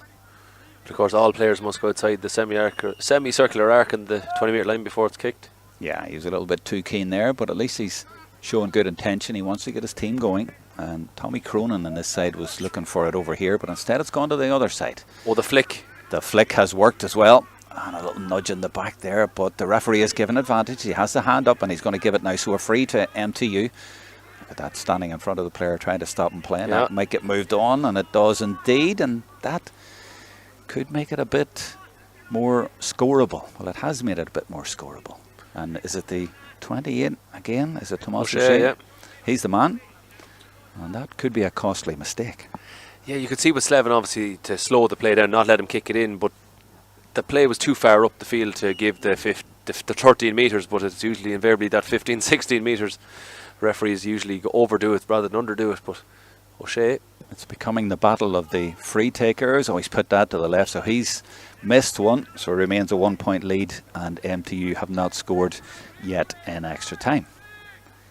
And if it's going to be a shootout, he went for the near post. Could be the first to blink. You don't. If it becomes a shootout, you. Oh, come on. Yeah, we'll come to that in a second, but I'll ask you about that in a second, but that's a tight one from the kick out. Good press from MTU, but DKIT have possession. They go all the way back to the goalkeeper, and Garland is ready and waiting to get them on the attack.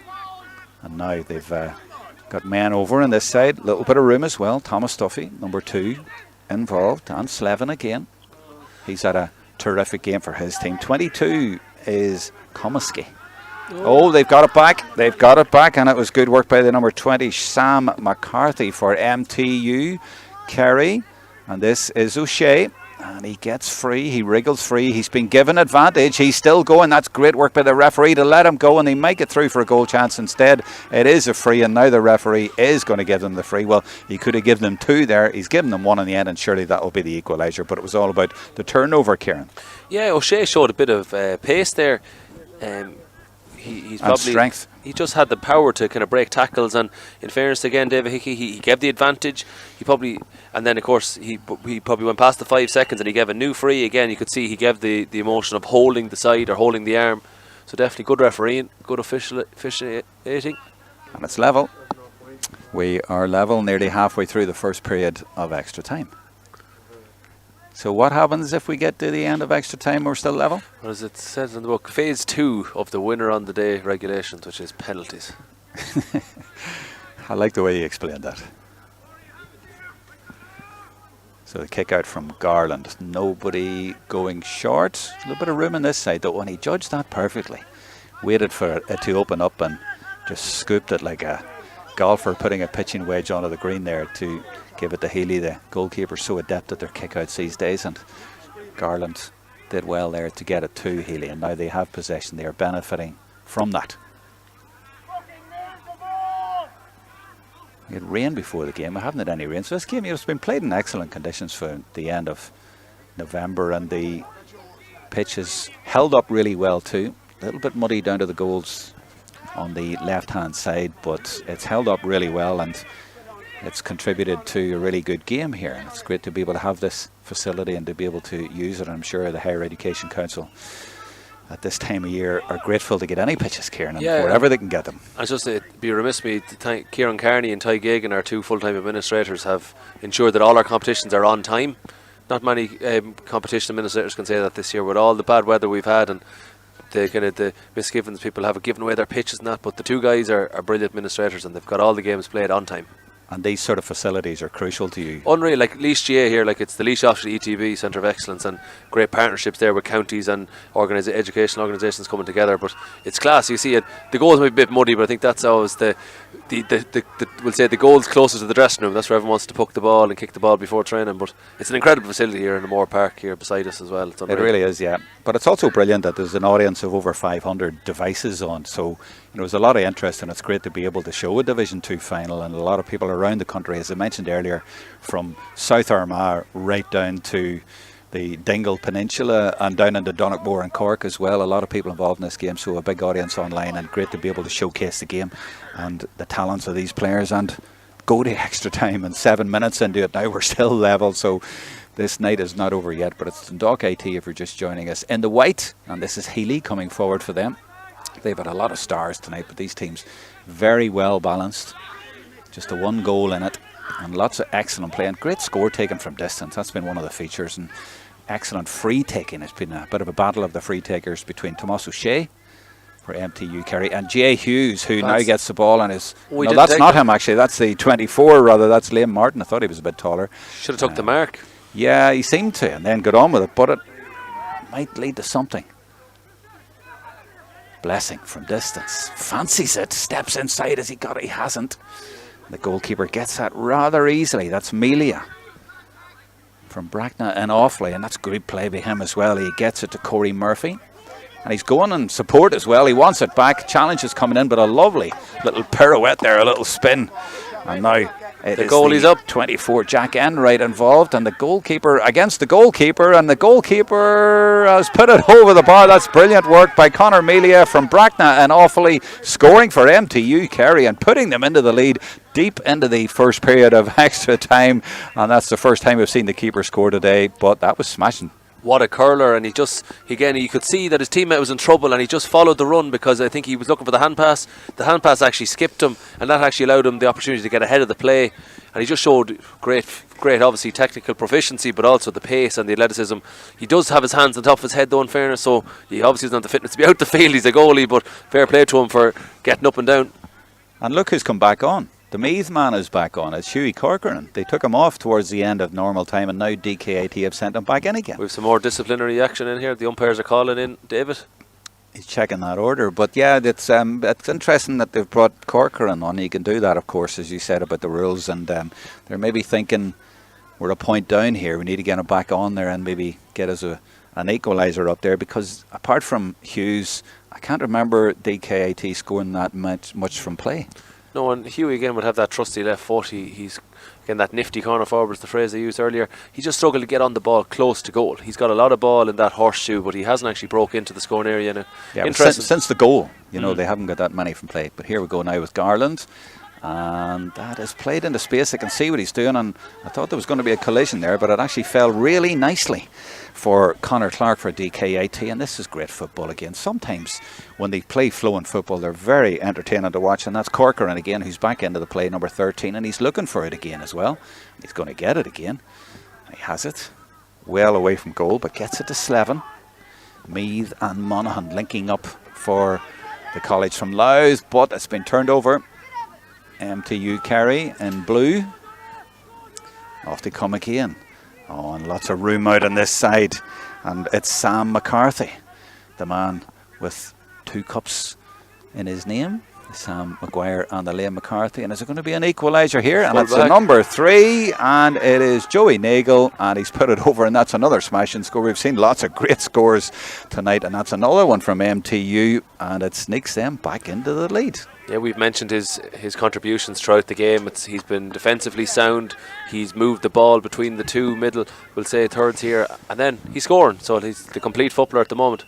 And right at the end of the first period, and fair play to both sets of players, because they went at it at a good pace in that 10 minutes, and they've another 10 to go. I see a few of them going down on their honkers a little bit, saying, blimey, this is a tough long night here, and it is when you see somebody pointing at the other end, and gaps are starting to open. So McCarthy there was in a lot of room, and obviously it's a bit tougher for the defenders to mark up, and the levels of fitness are just going to dip a little bit.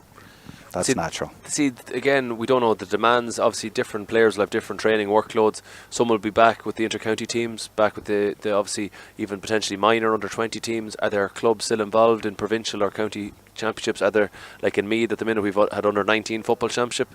Hugh Corcoran would have been involved in that, under-21 hurling. So again, different players will have different workloads. So again, they could be a lot of them are in gyms and stuff for their athletic development for pre-season. So you just have to manage it, and as managers, that's where they have to come in and realise, maybe I don't want to overdo one of my players this time of the year, because it's important that you maintain their fitness, and when they're available for the championships, like the Electric Ireland Sigerson Cup and Trench Cup, they're not easily won, and the last thing you want to do now is a lad to get a 6-week hamstring and miss the Christmas training and all that and be unavailable. Yeah, because then you'll get criticised from other places, but I mean, these lads want to play for their colleges, and you know, it's good for them to have this sort of opportunity to play at this level, and the Sigerson is so important after Christmas, and you don't get that many years playing it. No, and people forget, it's one thing that's always said in the media about the demands that are put on them. It's actually, the third level is possibly one of the most important and instrumental to their development holistically as youngsters, because a lot of these lads are lucky enough to be maybe under scholarships or bursaries. They get a lot of academic support because of that, and again, their actual full development as a person is actually assisted by third level GAA. It's probably one of the most important ones, because the county and stuff is always trying to win, and it's very elitist, but we hopefully that the third level is actually looking after the players' education and health and well-being. So I'd always be, it's obviously easy as someone on the Cush the Fimeacon of the colour, it's easy to advocate, but this is one of the most important aspects of our GAA, and the players love it, and I think as long as they love it, they should be out here playing. Absolutely, well said. MTU Kerry, of course, I mentioned right at the start, but it seems a long time ago now. Used to be IT Tralee, and they won the Sigerson in 1999. Who was the captain? I'm not sure the captain, but Jim McGuinness famously played, wasn't it? That's him. That was him. Wonder what became of him. He's busy at the moment building privacy walls, I think, isn't he? He's busy again up in Donegal. And by the way, our director has told me that there's 2 in it, and he insists that he's right, and I'm going with him. He's been checking it, so that last point put 2 in it. So sorry about the confusion all night here, but it's been one of those nights, and we don't have a scoreboard in the ground, but we are doing our best to keep it absolutely right. So we'll go on with that. There's 2 points in it for MTU, so it's all up to DKIT. They've contributed so richly to this game, and they lost the final last year, but now they've it all to do. And this man, the vice-captain Fleming, is trying to do his level best. He's from the Mattock Rangers club in Louth, the college in County Louth. Just got a shout out there from Bob Dohney, who's the county secretary at Louth GAA. He's watching at home there in St. Kevin's. And that's well taken by Tom Gray, and he took his mark right away, but here we go now. He's put it in, and it's Ryan Duffy from the Latin club. And Hughes recycles it, and MTU, I think, will be quite happy to sit in here now. They're going to sit and try and defend this lead as much as they can, because 2 points is a lot in extra time. Here's a long one. That's dropped in short. Keeper needs to watch it, and does well, you know. And after that great point he scored, he's going to be a contender for player of the match, Conor Mealy as well. He did the right thing. He met that with, again, a bit of force, because if you let that bounce and you're standing on your heels, you could end up either flicking it over the bar or maybe getting dispossessed. So, again, great play by the goalkeeper to attack it, as we see Garland here coming off the right shoulder. Here's well, he'll be looking for this ball, so we will. Well, the other keeper got one. He'll be fancying one as well, and that's a challenge going in. Nearly didn't make it, but he has got it. Gray. Now the chance. Oh, and he's took it on, but it's going to the right, and it's going to go wide. That was Dylan McConnell. He fancied it. Fair play to him for taking it on, but it's going to be a tough one. 2 points is a long enough, tough enough lead to sort of wear down in this kind of game at extra time. Yeah, the extra time, again, it seems taxing on the body physically, mentally. It just seems that the pitch has just got longer, wider. It just seems so laborious to get the ball up the field. And again, it's the amount of yards a lot of these people, and a lot of them have GPS trackers. You'll see the kilometres. Oh, that's a new award I haven't done before, but that's kick out of the night. That was brilliant, and it might end up with a score for MTU, and they are clear, and it's Jack Enright, and it's put over the bar expertly as well, and that has been one of the best moves of the night. Really, really impressive play. It's given them a 3-point lead, and that just could be the safety that they needed as well. And I give loads of credit to the goalkeeper. He scored a point, and now for me that's an assist as well. Brilliant kick out. We mentioned it throughout the game that when the Dundalk guys are obviously pushing up the kick out, they have no plus 2+1 when they're trying to defend a kick out. And in fairness to the goalkeeper, then he's been able to actually take them on, and they've nearly scored goals from it with the flick over and that. So again, watching that and identifying that is a great strength in a goalkeeper. So DKIT, am I right in saying they've scored 1 point in extra time? Did they get the first one? They get one at the start and they did. Yeah, they got them a free, but they haven't scored I can't remember the last time they scored a point from play, but they're now looking at maybe a goal, because it'd be hard to score 3 points now. Again, there's 14 MTU Kerry lads in their own half, and they've everybody back except one. And O'Shea is not a bad forward if they can get it up to him quickly. Well, they got a goal at this end, didn't they, during the normal time, but they need another one. Now, you see who they put in there. They put the big lad in there. 24 Liam not a bad tactic when you need a goal. Yeah. Well, when you look at him in there, now I'm looking off camera at him, he certainly towers over the goalkeeper. So if he can get a big ball in there, he'd certainly have an advantage, but that would need to be a very accurate ball. Here he is now, well out from goal though, and just feeds it back out. And Jack McCardle, I think he went off as well and has come back on again for Dundalk IT as well. That's from serious distance. He's connected well. Has it gone to the right? I think it has. It's gone to the right and it's gone wide. And DKIT at this stage look a jaded team to me. That looked like it was snatched. It wasn't really part of maybe what they were trying to build. It looked like they were trying to obviously that horseshoe in and out, around and over and back, and then for the cornerback maybe just snatch that. It was a long range effort really, when possibly the goal is maybe the menu that they want now. Yeah, well in a couple of minutes time they're going to have to just go for goal. If they had got that, they were back to 2 points, but as I say, they haven't scored from playing a long time, and maybe that's credit to MTU's defence. They've won this break. That's good play, and they're going to get the free as well, and that's important at this stage of the game. And I just get the feeling, the body language to me from DKIT is they look a little bit dejected at the minute and things aren't going for them. And MTU have the ball with Evan Looney. And I've seen some senior county teams hold the ball for these 5 minutes, so it'll be interesting. They are showing the aggressive intent to still attack. Well, that's brilliant from Looney, and gets it to Tomas O'Shea, and that's a strong challenge coming him in, and he takes that. Murphy involved as well. They don't get it though, it's turned over, and this is a chance, and this could be a better chance than they have when MTU have all their players back, because look, they have players over here. Now, do they go for goal, DKIT? They are 3 points down, 5 minutes into the second period of extra time. They lost the final last year. They want to make up for that this year. They need to go for goal though. I don't think points will be enough, and they are going for goal, and it's Tom Gray. He's trying to work a way through there and doesn't have a way through. Goes across the goal, and I think the chance is gone for a goal. So they come all the way back out. Now they go for a point from distance, and I think he might have that. Has he? No, he hasn't. But what has the referee spotted? There was a challenge in there. Has he brought it in for a free closer to goal maybe? Or is there a free out? Square ball, is it? No, it couldn't be, because it would have been before the final play. Well, the goalkeeper's getting the ball, so it looks like a free out. It is. Maybe fouled the goalkeeper in the air. Not quite sure. Again, I just made the point that MTU Kerry possibly could have held the ball for the last few minutes, and they were showed the aggressive intent, push all their men forward, which is... And then nearly got caught out. Yeah. And they still, as they hand pass it around in their own corner. So now we're into the last 4 minutes 10 seconds. And MTU in the blue, saved by Tomas O'Shea at the end of normal time with that equaliser, and there he is, and he leaves that off beautifully as well. And they could put this game to bed, because Heinrich is through and he goes for a score and takes his point as well and makes it a 4-point game, and that could be the insurance one. And Amrin Heinrich, I've got that completely wrong, apologies, Armin Heinrich. I'll get it right eventually. I'm not too used to saying German names playing Gaelic football. But Armin Heinrich put that over, and that's 4 points in it. But a lovely little transfer from O'Shea.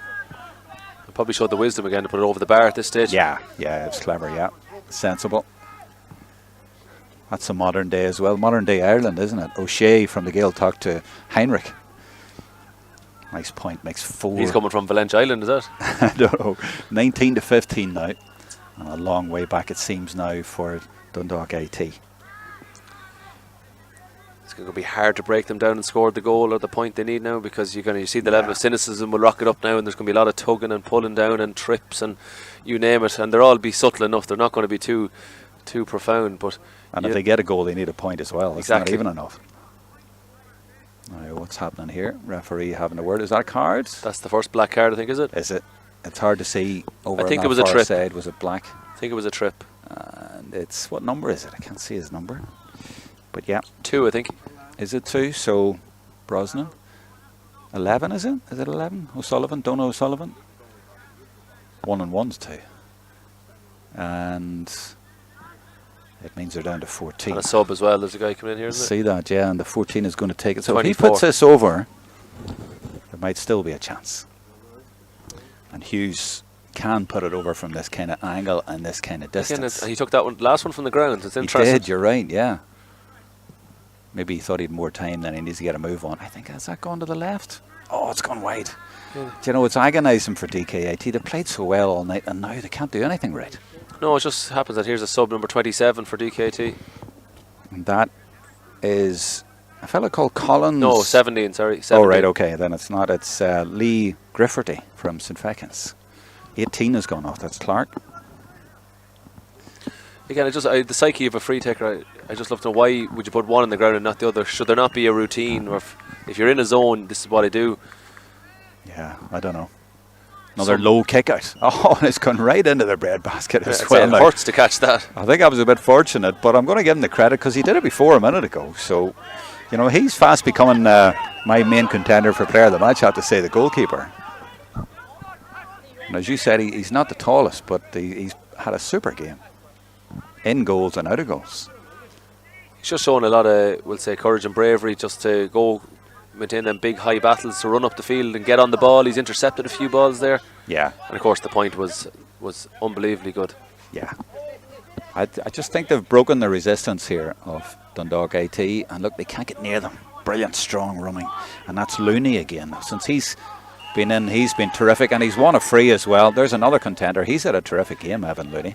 Yeah, Looney, O'Shea and Melia probably at the top 3 at the minute for Kerry. They've been very good, and the full back as well as Nangle has been very good as well. Yeah, Nagel and Nagel. Chester. You like Chester as well? Chester probably hasn't, in the second half, he's probably some of his colleagues has maybe taken centre stage, but he's been dependable. He hasn't put a foot wrong. This could be another card. I think O'Shea, maybe the fact that he's kicked the big scores maybe puts him, but then as a goalkeeper myself, it's very hard.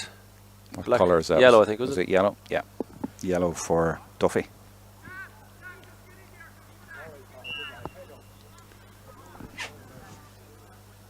We're right at the end of this game then.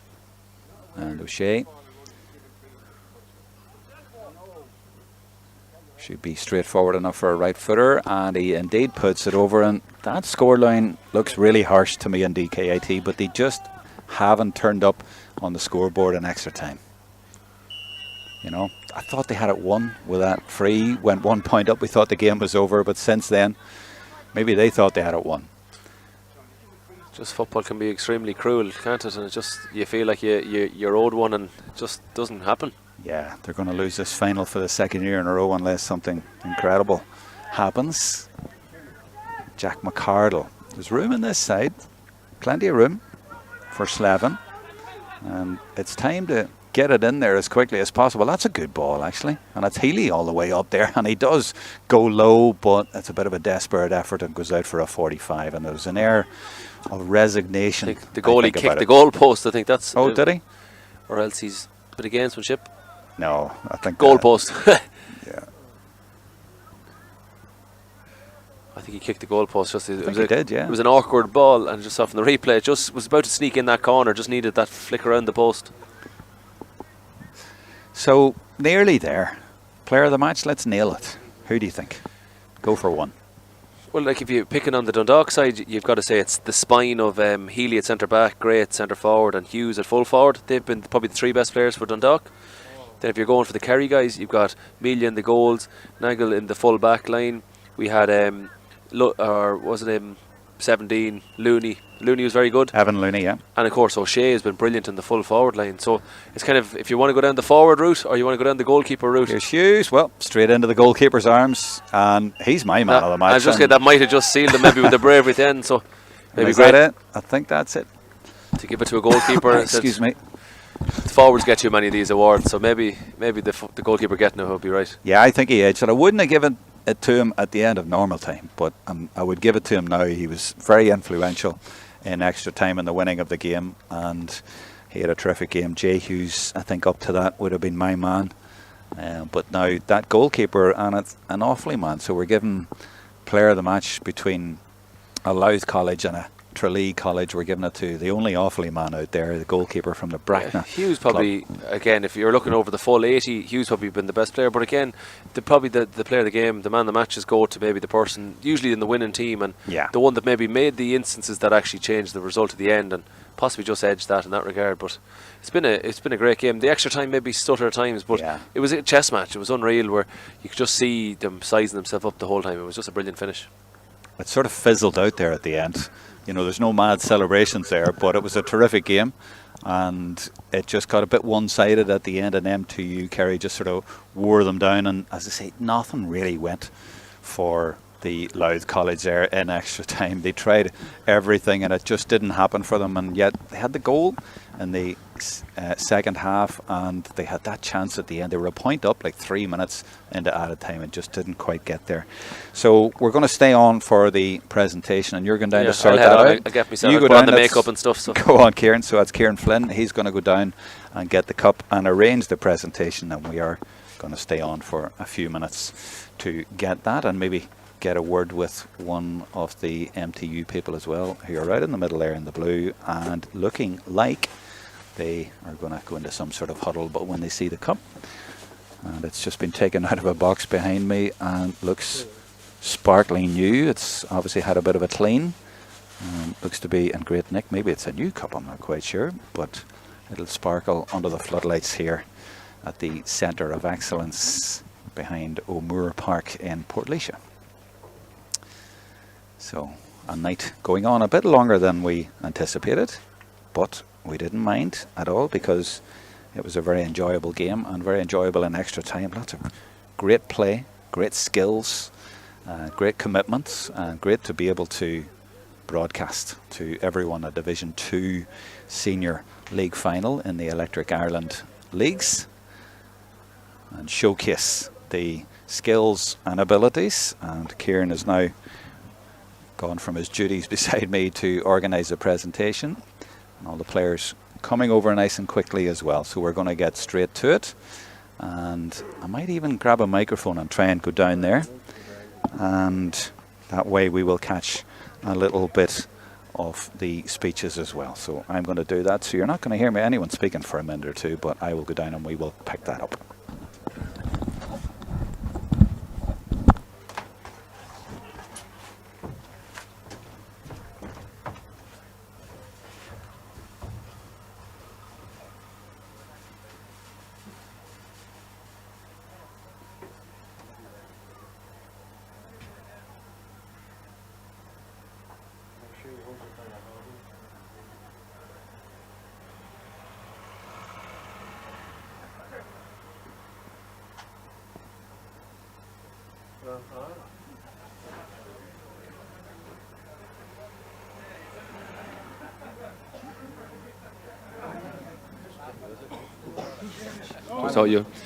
I encourage our son on Corlar Didicus August and come Lucas Gael. It's my pleasure on behalf of the GAA and our third level council to present the Electric Ireland Senior Football League Division 2 trophy. And just before I do that, just to thank a few people, just obviously to thank the Cushta Cunda here of Laois for offering an immaculate pitch for the end of November. It's very important that, again, counties and clubs throughout the country have given us pitches in the last few weeks and months, and without their efforts we wouldn't have our finals played. So please, a big round of applause for the Laois County Board.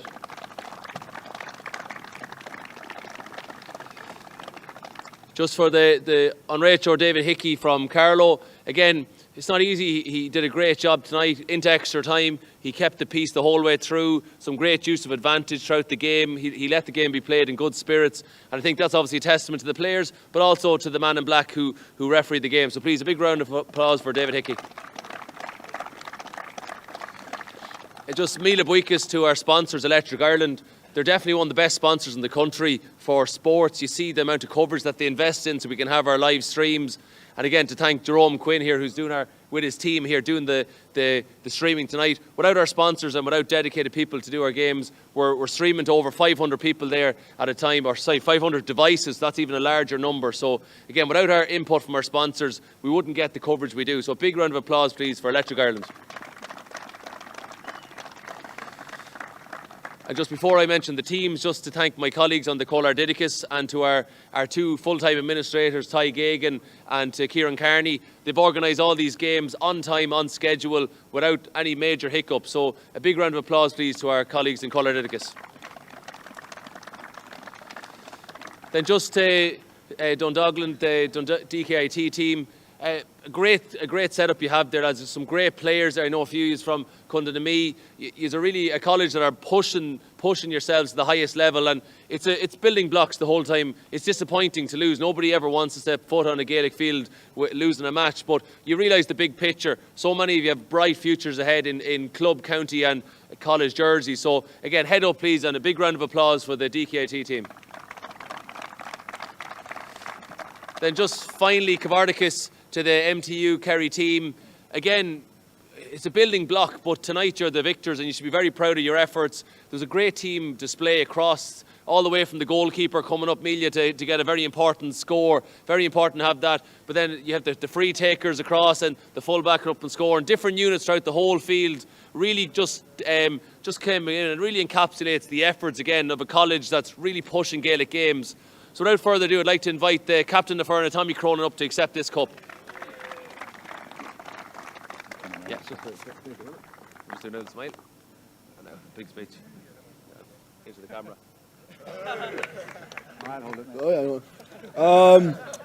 First of all, I'd thank Dundalk. Lads, you're a great team in all fairness. You made it tough for us until Tomas kicked the free at the end. And I hope we meet John later on in the year in the Trench Cup.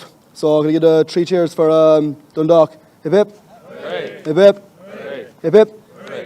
I'd like to thank the referee and his officials as well, and all the umpires and stuff, and for all the college higher education for running the whole competition.